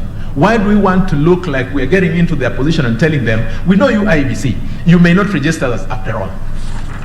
We want to have an order just in case. Why can't we allow them to do? In any case, my lord, when properly seized of the referendum, when the opportunity eventually comes, the IBC will look at this data and they'll say, we think perhaps it will be their decision. I'm not preempting that we now need to run mass voter registration. All that I'm saying is we need to give them that flexibility to make it their decision because of their independence. Thanks, my lord. So Mr. Gumbo, what I was asking is this. Because you referred us to paragraph 769, yes, where the learned judges say that IBC was not discharged its constitutional and statutory obligation to enable citizens, to do continual registration. You referred us to the paragraph 117 of Mr. Morara Omoke. Yes, my lord. Now, to enable the court reach an informed conclusion or finding as to whether the learned judges were right in the words they put in page 769, can you please show me or show us the affidavit of Michael Goa where you said the contrary, so that we are able to place it in its context?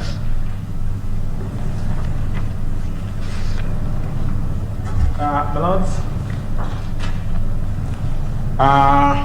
this is volume 5 of the record of appeal of...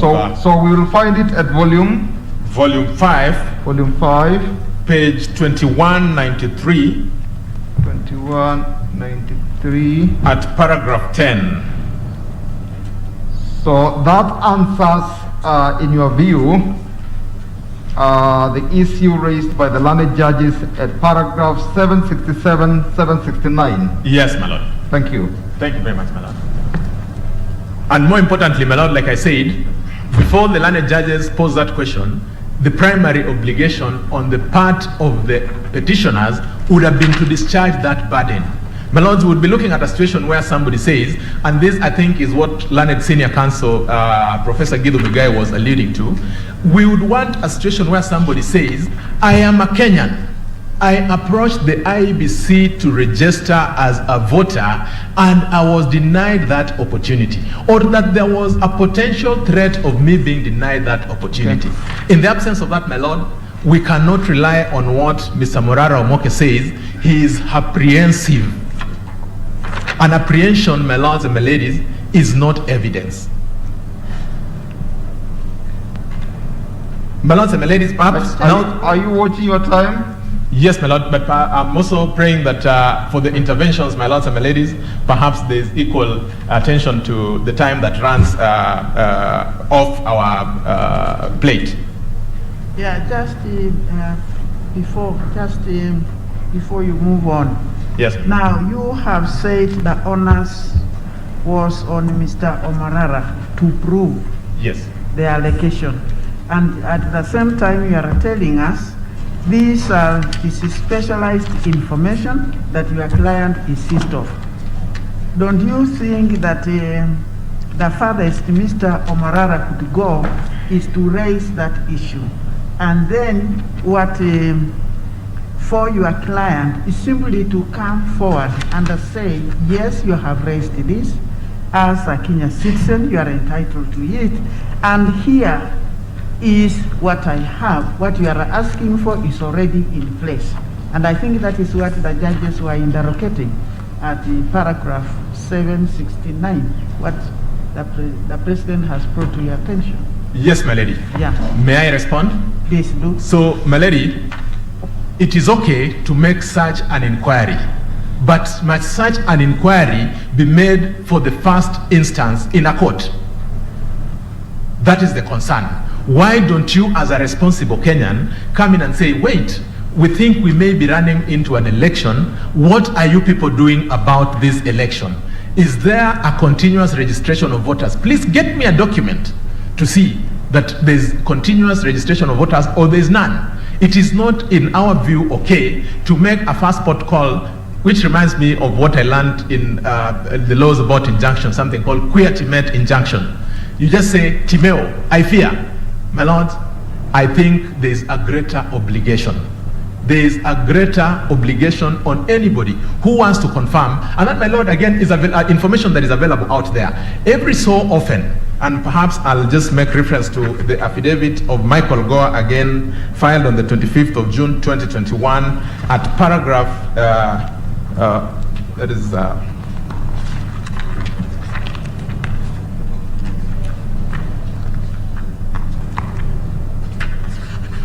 at paragraph 6, my lords and my ladies, attaching a gazette notice. My lords and my ladies, that gazette notice does one thing. Every so often, the Independent Electoral and Boundaries Commission, as a way of communicating to Kenyans, says that we have up to now gotten this number of registered voters. We have shared one of those gazette notices, so that then it is just confirmed, because it is a legal provision that it is that, my lords and my ladies, there is continuous registration of voters.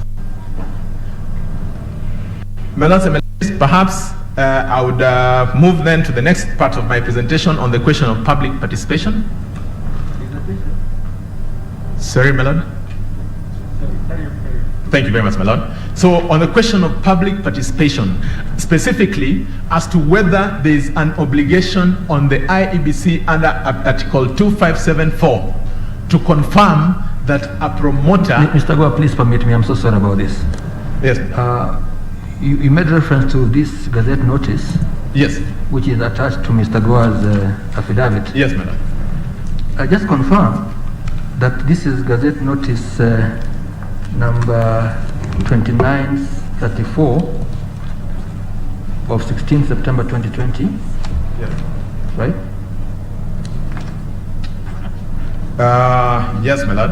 Now look at it. Yes, my lord. It says you are certifying the completion of the revision of the register of voters as at what date? This is as at 31st December 2019. 2019. Yes, madam. This is something that Mr. Goa filed here before us 2 days ago. Am I right? Yes.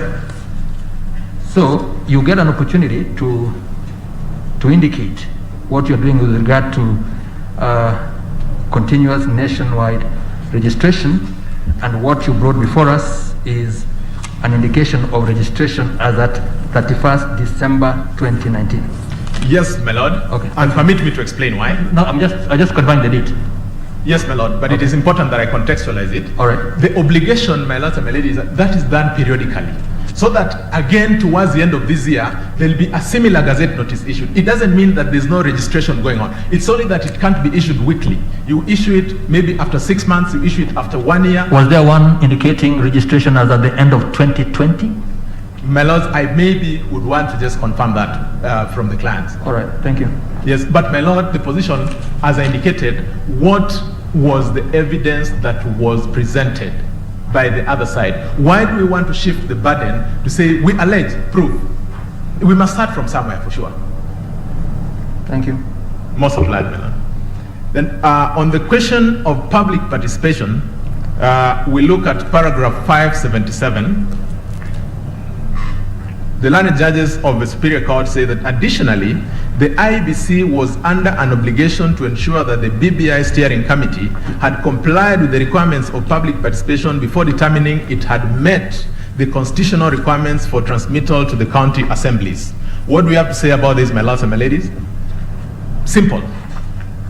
Article 257(4) reads, shall verify that the initiative is supported by at least 1 million registered voters.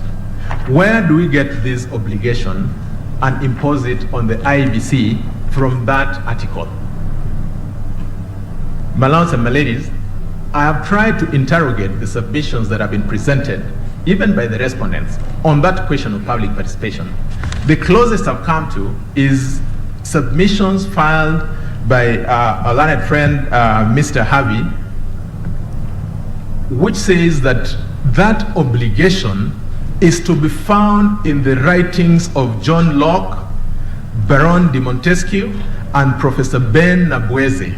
This is found at paragraphs 36 and 38 of the submissions that have been filed. My lords and my ladies, I want to pose the question: would it be open for the IBC to reject a bill together with more than 1 million signatures presented on the question of public participation? Would they object without attracting or fomenting a cause of action against them as imposing a condition that the Constitution does not contemplate? My lords and my ladies, it should not be taken that the IBC does not appreciate public participation. The question of public participation is so important under the heart of IBC. The only thing that we are saying is that that public participation must be context specific. In relation to Article 257(4), my lords and my ladies, that obligation does not lie with the IBC. We've seen, if we read the entire spectrum of Article 257, we have obligations to the county assemblies, the parliament, and the grand extravaganza itself if we ever get to the referendum. That is the ultimate public participation. IBC would be ill-equipped to get to a point of saying that we are rejecting your initiative because you've not given us minutes of meetings that you had or any other demonstration of public participation, because the Constitution at that point in time does not impose the obligation on them. To the flip side, my lords and my ladies, that would be a very good ground for somebody to raise if at the end of the day or at the end of this process, somebody files an application under Section 80 to 88 of the Elections Act to file a referendum petition where somebody will be challenging the fact of there not having been sufficient public participation. The learned judges was saying that IEBC was interpreting and applying the Constitution. Yes, Madam. And therefore the values espoused under Article 10 kicked in. What do you have to say about that? Yes, my lord, they kick in. But at what point, who has the tools to measure that? At that point in time, the requirement for purposes of confirming public participation is a requirement that if you read, and this is about holistic reading of the Constitution again, if that obligation to make that confirmation that there was public participation is reposed expressly in another institution, then it would be inappropriate for IBC to tell somebody that before you come to me, present me with three things. Get me a bill, get me 1 million registered voters, and also get me evidence that you had public participation. My lords and my ladies, that is stretching the meaning of the text of Article 257(4). And I think we really had many interventions. But I understood, and maybe you could comment on this, I understood Senior Counsel Kambuni to say that in fact at the point when someone, and I don't want to use the word initiator, which you have a problem with, someone initiates the process under 257(1) and collecting the 1 million votes, there is no need for public participation. That in fact you can look for people who share the same view, friendly people, as long as you get the 1 million votes. And that the issue of public participation is at the point the bill is then presented to the county assemblies. So, I mean, you could connect that. I don't know whether you have a comment. Yes, Article 257(1) is the one that then introduces that threshold. And my lords, the obligation under Article 257(1) is reposed in the promoters, so that if today we sat with your lordships, ladyship, as members of the legal fraternity, we say that we have looked at this constitution and we've specifically looked at Article 163(3)(a), the jurisdiction of the Supreme Court to make a determination on a presidential petition. And we think these 14 days are too short for that court to do that, to do justice to that matter. We need to expand or get that period expanded. What does that mean? It is a well-founded proposal. What does the Constitution expect? We may sit here, we may be 100 people. If you go to the IEBC today, you tell them this proposal makes sense. You say, all right, it might make sense to you, but because this Constitution is a document that is shared by Kenyans, can we get at least 1 million of you who think the same way so that we can engage Kenyans? So essentially, it's more of a trigger. So that you say, we've gotten 1 million people who think that there's need to expand for the 14 days, please consider them. Then the other Kenyans will be asked, oh, there's a proposal to expand this period.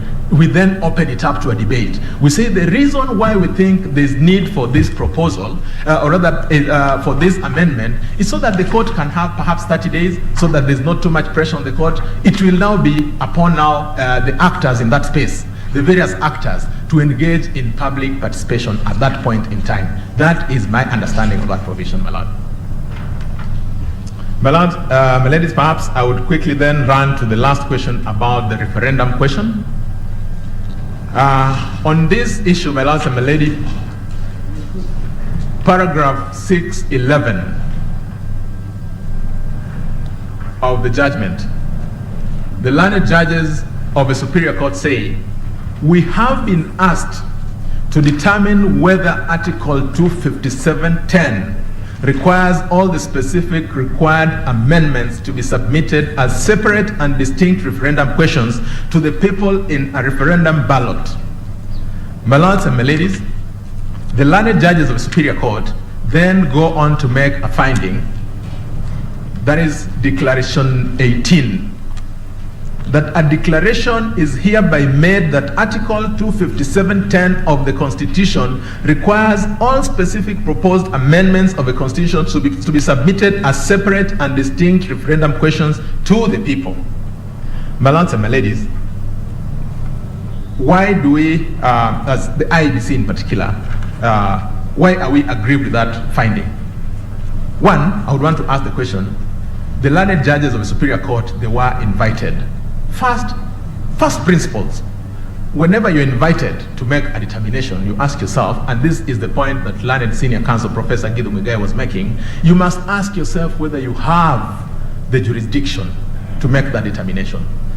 It is not just a question of saying a question was presented to us. Satisfy yourself.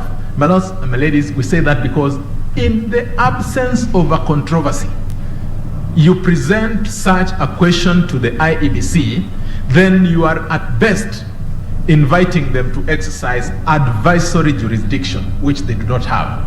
I then ask myself the question related to that. What was the controversy that was presented for the determination of the learned judges? My lords and my ladies, at the second paragraph after the learned judges, I think paragraph 612, the learned judges find a report. They say that the petitioners cited the final report of the Independent Commission on Referendums on this question from the University College of London. My lords and my ladies, how is this report to form a controversy that is being discussed in a court of law in Kenya? Let me leave that at that and say, my lords and my ladies, Section 49 of the Elections Act reposes the obligation to make a determination on a question touching on the referendum on the IEBC. In particular, 49.2 says, where an issue to be decided in a referendum has been referred to the commissioner under subsection 1, the commission shall frame the question or questions to be determined during the referendum. Now, with that as a background, I submitted earlier, the IEBC is yet to be seized of this referendum. They can only and will only be seized of this referendum if under Article 256(5)(a), His Excellency the President sends or triggers that jurisdiction. So before that arises, it is then our humble submission that it is premature to expect the IEBC to have engaged in that question. My lords and my ladies, it is our submission that that issue was not ripe for determination before the learned judges of the Superior Court. My lords and my ladies, again, it is important to note, and this is a point that learned senior counsel Professor Gidu made very well, the IEBC is an independent institution. They cannot be, and we cannot have a situation where what they are supposed to be doing is being discussed away from them and a direction given to them that you shall, at the point of dealing with the referendum question, do A, B, C, and D. My lords and my ladies, this, in our view, is an inappropriate application of the Constitution. And my lords and my ladies, I am not alone in saying that. A member of, a honorable member of the bench, Justice Fred Ochieng, in a case that we've referred to time and again throughout this decision, that is the decision in Titus Alila, and it's cited as one of the authorities that appears at page 230 of our bundle and digest of authorities, when faced with a similar question on the issue of referendum, had the following to say. At paragraph 57, Justice Ochieng says, Section 49 of the Elections Act gives to the IEBC the mandate to frame the question or questions to be determined through a referendum. At paragraph 59, the learned judge says, this court cannot purport to give the IEBC directions on exactly how to carry out its responsibility in that respect. The last paragraph, in a bold statement, it says, if the court were to give generalized directions to the IEBC when it had not been shown that the commission had started from a path not established by law, that would constitute a blatant interference by the judiciary in the constitutional mandate of an independent commission. My lords and my ladies, that decision was presented before the learned judges of the Superior Court. We have seen the declaration that they made. We leave it to you, my lords and my ladies, to make a determination. on my feet, my lords and my lady, I would want to make a plea that on that question, and it reminds me or takes me back to the to the question that Justice Getemu Kairu asked. When faced with such a situation, would it not be right to have a setting where there is a harmonious way of facilitating institutions to work with what I would call clear directions from courts in terms of court judgments? My lords and my ladies, what am I saying? I'm saying it places independent institutions in very awkward positions when today there is a judgment that could come from Judge X in a place Y. Tomorrow, another decision touching on the same issue, constitutional interpretation, again from another judge. It leads to a situation where we will be forum shopping. My lords and my ladies, that is not the sort of practice that we want. In fact, as a practitioner of law, my lords and my ladies, I've been put in a place where sometimes it is difficult to even advise a client. You advise, you give a written opinion, but you must timestamp it. Why? Because if you don't timestamp it and issue a disclaimer that my opinion is valid up to the time I'm signing this decision, another contrary decision will come from somewhere. And my lords and my ladies, you'd be accused of having misled an institution. Our proposal, my lords and my ladies, is that when dealing with these sort of issues, particularly interpretation of a question of public law, it could be a constitutional interpretation. My lords, my ladies, you may want to give guidance in how then the court below you, the learned judges of the superior court, can apply or exercise their jurisdiction without creating hardship to the institutions that depend on them for guidance and interpretation. An example would be the Lady Justice Okwanyi says that IBC, you have jurisdiction. Please you have quorum, carry on with what you're doing. So they then go on to make arrangements, do this, do the other in relation to their institution. Shortly thereafter, they told, wait a minute, whatever you did in the hope that you had jurisdiction is actually null and void. What does that do to institutions that then are expected to apply the law?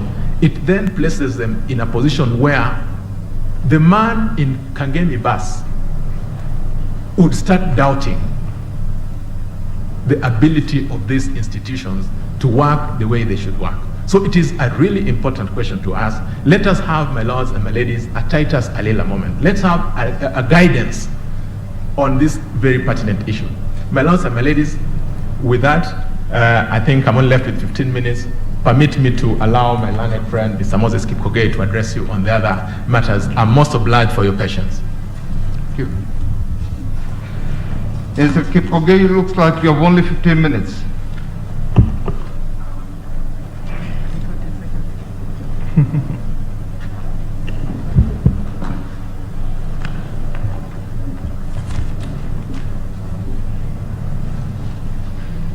My lord and my ladies.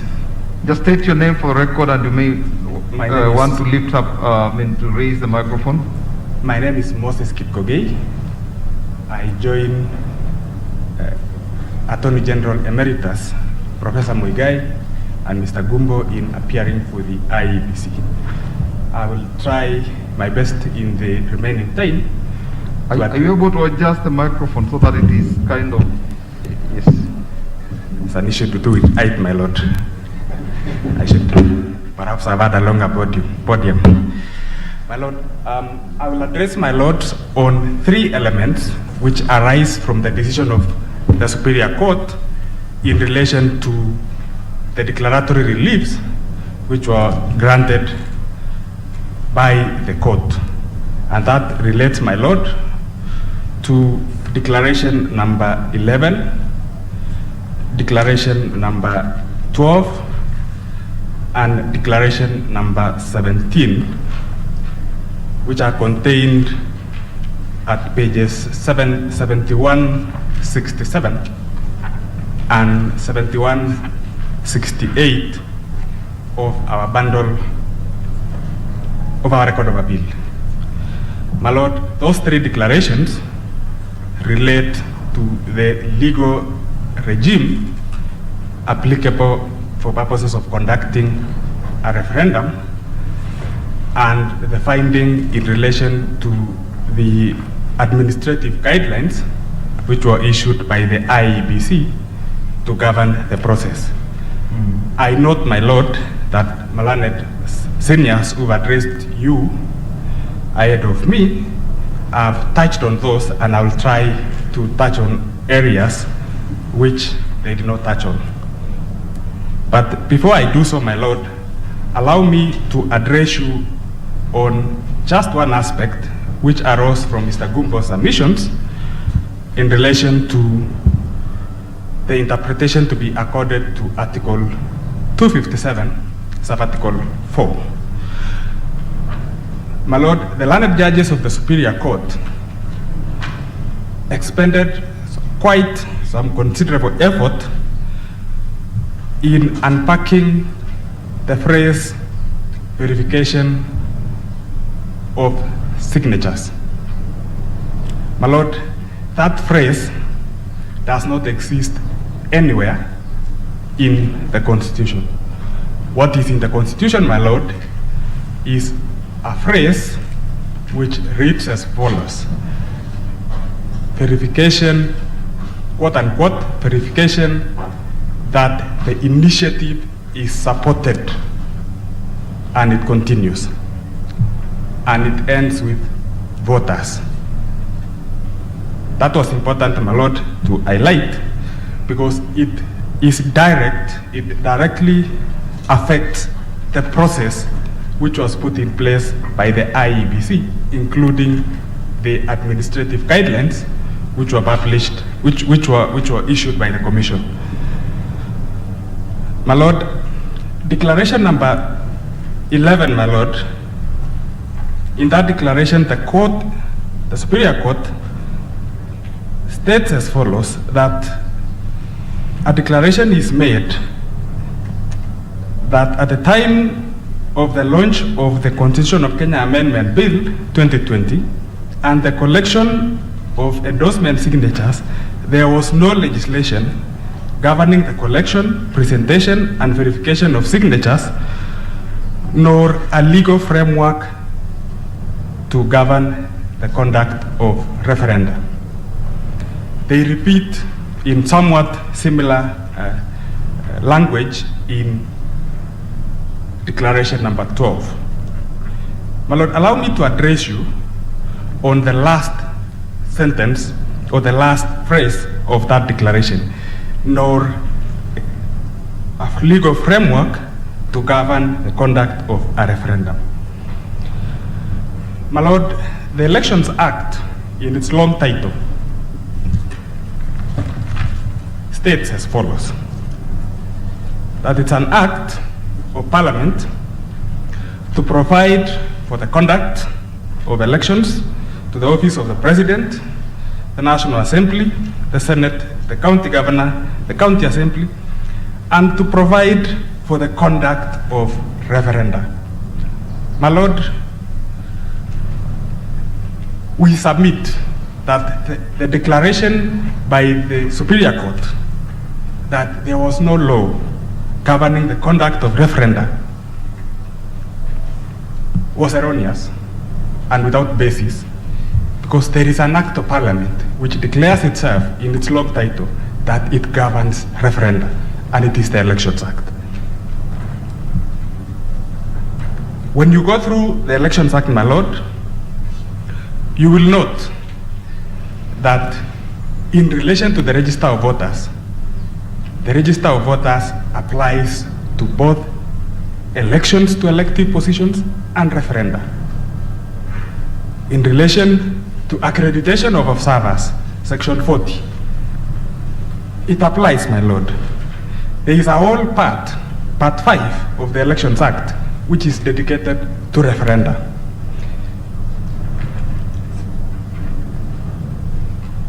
There is a whole chapter dedicated to dispute resolution for referendum processes, running from Section 88, my Lord, to Section 103 of the Elections Act. The Electoral Code of Conduct, which is a schedule to the Elections Act, applies not only to elections, but also to referenda. The word referendum has been used in the Elections Act 167 times.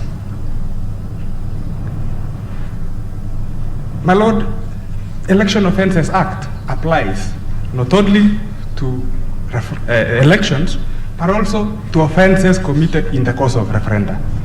The Election Campaign Financing Act, my Lord, also applies to referenda. How then did we end up with a finding by the Superior Court that there is no law governing the conduct of referenda in Kenya?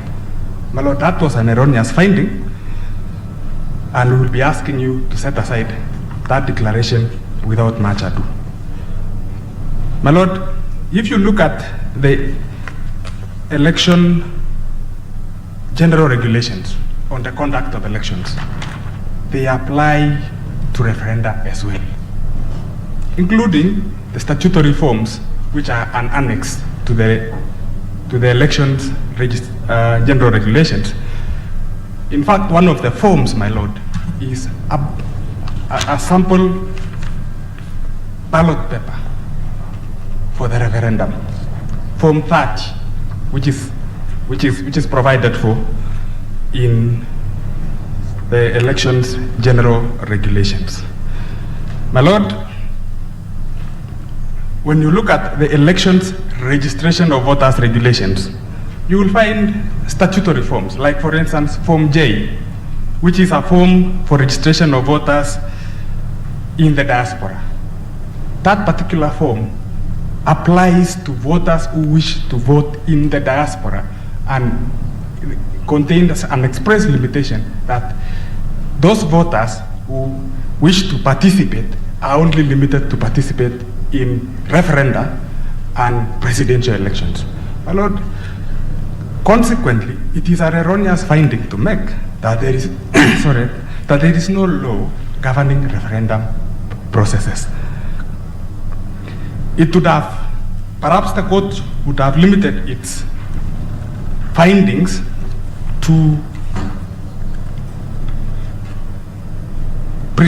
collection, presentation, and verification of signatures. But they went ahead to say that there is no law with legal framework governing the conduct of referendum.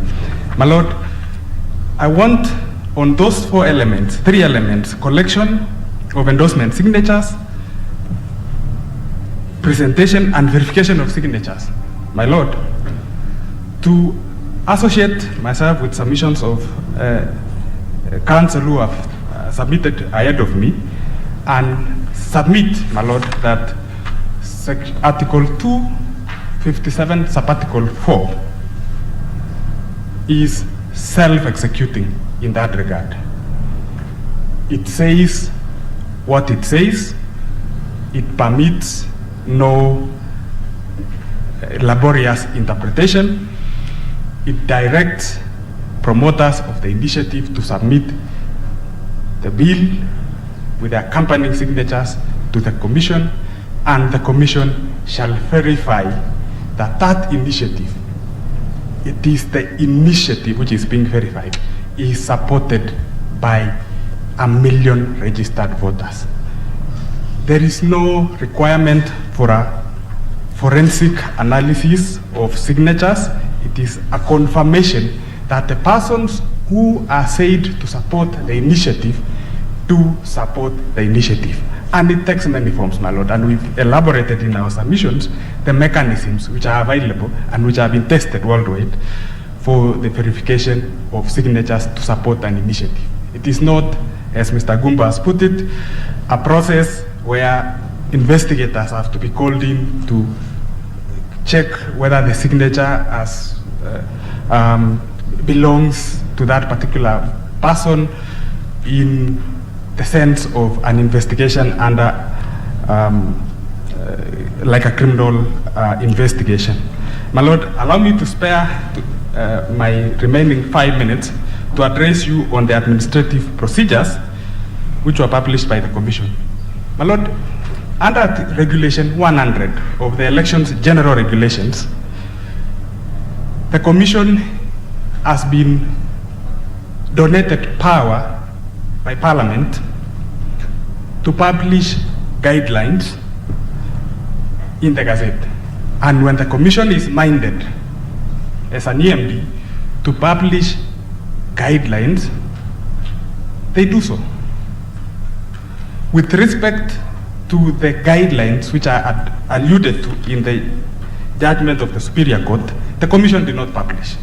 It was not because for want of power or lapse in its processes that they did not publish. It was deliberate, because they are internal rules.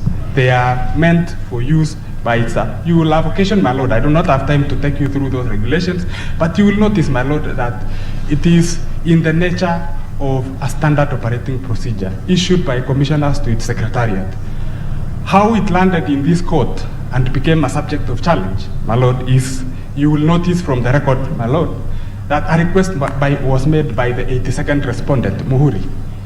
And they asked, do you have any guidelines which you use to verify signatures?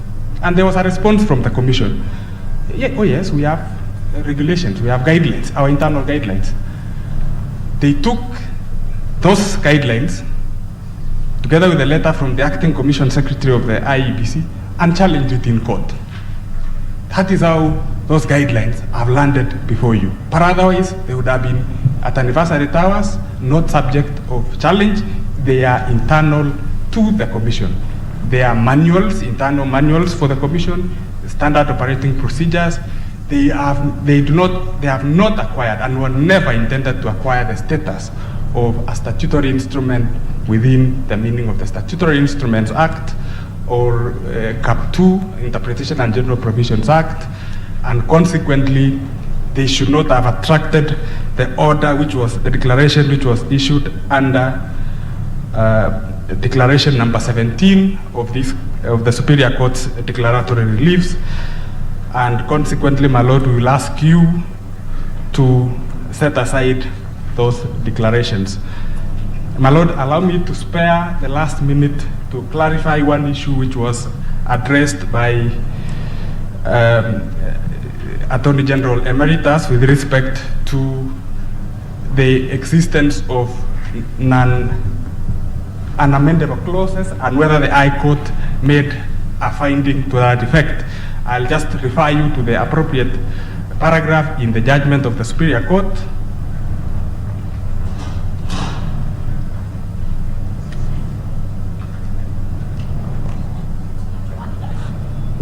At paragraph 681F, where the court states in no uncertain terms that amendments to Article 89 are unamendable. My Lord, Justice Kiage had posed a question to Attorney General Emeritus whether the Superior Court made such a finding. My Lord, that finding does exist, where the Superior Court stated that amendments to Article 89 are unamendable. That would be all, my Lord. I will donate the last 30 seconds to the court. We ask you.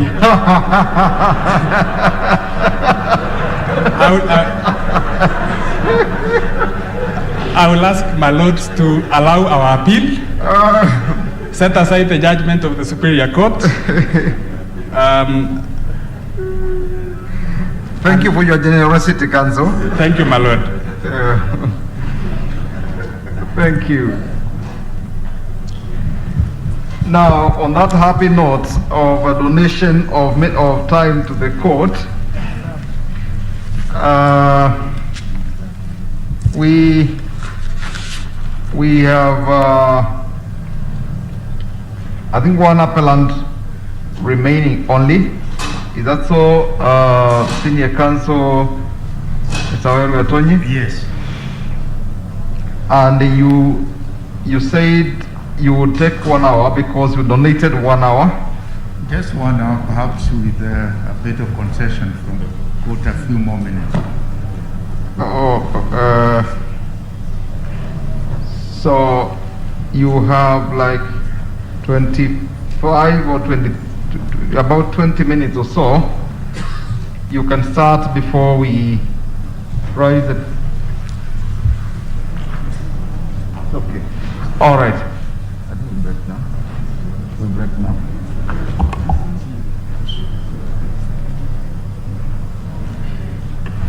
Okay. The view is that we break now because it is about 8 minutes past 1. Yes. And then we need to start promptly at 1 hour after this time that we are joining. In the morning we had an unusual occurrence where council were late for quite some time. I think we need to manage our time appropriately. So we are now going to adjourn at 10 minutes past 1. I suggest we reconvene exactly at 10 minutes past 2. I was going, my lord, to request you, your lordships, to allow us a little bit longer time. This is lunch hour. We come at 2:30. If that is acceptable. The lunch hour, we agreed and we were starting that it will be 1 hour. Yeah. So I respectfully suggest that we still take 1 hour because we have many parties to listen to. So let's come after 1 hour. All right.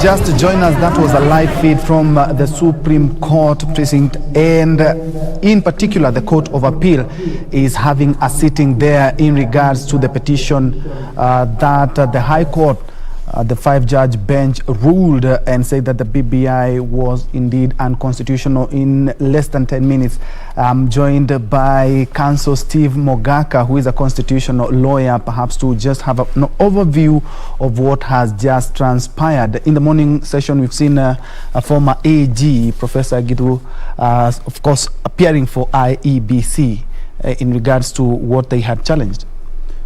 Oh yes, and thank you, viewers. This, in legal parlance, we call it, this is the appellant's day in court. And each of them has an onerous task to fault the judgment of the High Court and persuade the Court of Appeal to overturn that judgment. And indeed, yes, today we saw the Attorney General Emeritus, Professor Gidhu Muigai, for IEBC, trying to persuade the court that whatever decisions the petitioners succeeded in getting from the High Court should be overturned. And he did his work. He did his work, but as we say in law, please, you don't judge the girl's case before listening to the boys. So the boys will also have to come and say their say before the judges retire to say whether what Professor Gidhu for IEBC was saying amounts to reason enough to overturn the judgment of the 5-judge bench. Indeed, and the 7-judge bench has quite a task. You do remember there was a High Court decision that had talked about the quorum of IEBC. Now we are saying the same thing is still coming up, and it already, we had a ruling by Madam Justice Winfrida Onkwani. Yeah. Indeed, this was a thorn in the flesh of the 5-judge bench, because in law we say that a court of concurrent jurisdiction cannot revisit a fellow judge's decision. And true, Justice Okwanyi had pronounced herself as a sitting judge of the High Court, had pronounced herself on the question of the quorum of IEBC. But as Professor Gidu was ably saying, it doesn't matter how many judges of the High Court are sitting. They had no business revisiting Justice Okwanyi's judgment. But that was his say. Let us see what the Court of Appeal says, or what the appellants, rather the respondents' advocates say in response, because they also have their day to deal with that, and they have many things to say. Yeah, because remember, there is a statute that says specifically that the quorum for IEBC is 5 commissioners. Yeah, so the Court of Appeal will have to tell us, was the High Court wrong in enforcing that express provision of the Election Act saying that quorum for business in IEBC is 5. Yeah, but again, as Professor Gidu was ably saying, where there is a conflict between a parliamentary law and the Constitution, the Constitution prevails. And that is why it was like 3 for IEBC, as said by Justice Okwanyi, is enough.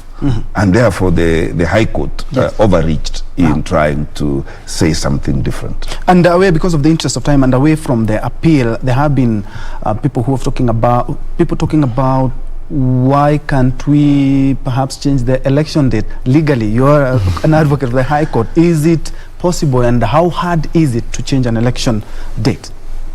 No, that is quite curious, and of course that is not before the Court of Appeal today. But in the event, and this is only scenario analysis, in the event that reggae is allowed to resume, then obviously there are consequences to that, because among the items in issue is the existence of additional constituencies. If they are created, the law requires that a constituency must exist for at least 1 year before it qualifies for election. Then we will have to deal with the question, do we then allow these constituencies to feature in the election before they are 1 year old, or do we push forward the election date so that these constituencies qualify? These are issues we will deal with, but as we say, we'll cross the bridge when we get there. Thank you so much, constitutional lawyer Steve Mogaka. There we were just trying to put in perspective what exactly has transpired in the first session of the morning till some minutes past 1. Thank you so much, but we are taking a short break, but when we come back, Jackie will be ready with all the day's news.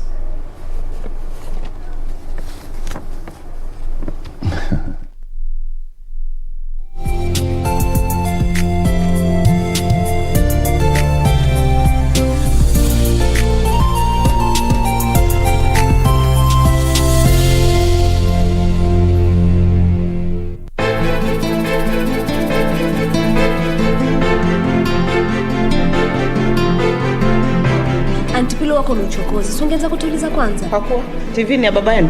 Bosi wangu ni yule anayemlipa mshahara baba Upo. Na kwa dakika moja. Usipofika naenda. Mambo mengine ataka mpangilio, sio kupayuka ovyo. Hebu waunguza huko wewe. Lakini Kate. Alafu kuwa makini sana ule mke wako. La usivyo takugharimu. Kunguru mkubwa wewe. Nani kunguru? Wewe. Waendelea nini hapa?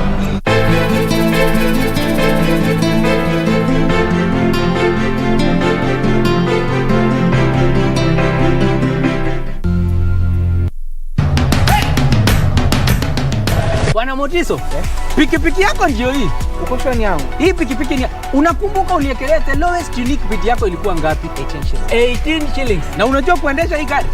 Kidogo. Haya, kitoko yako shika helmet, kifungu yako, chomoka na mali yako. Kujiunga na QuickBid ni rahisi. Enda kwenye M-Pesa, bonyeza paybill kisha weka business number 4032353. Kwenye account weka kodi ya bidhaa unayotaka na bid yako ya chini zaidi. Kwa mfano TV 16. Kisha weka shilingi 20 tu kama idadi yako. Weka bid yako pia kwenye www.quickbid.co.ke. Kumbuka, bid ya chini zaidi ya kipekee ndio hununua. QuickBid, bidhaa bora kwa bei ya chini. Quiero amarte de una forma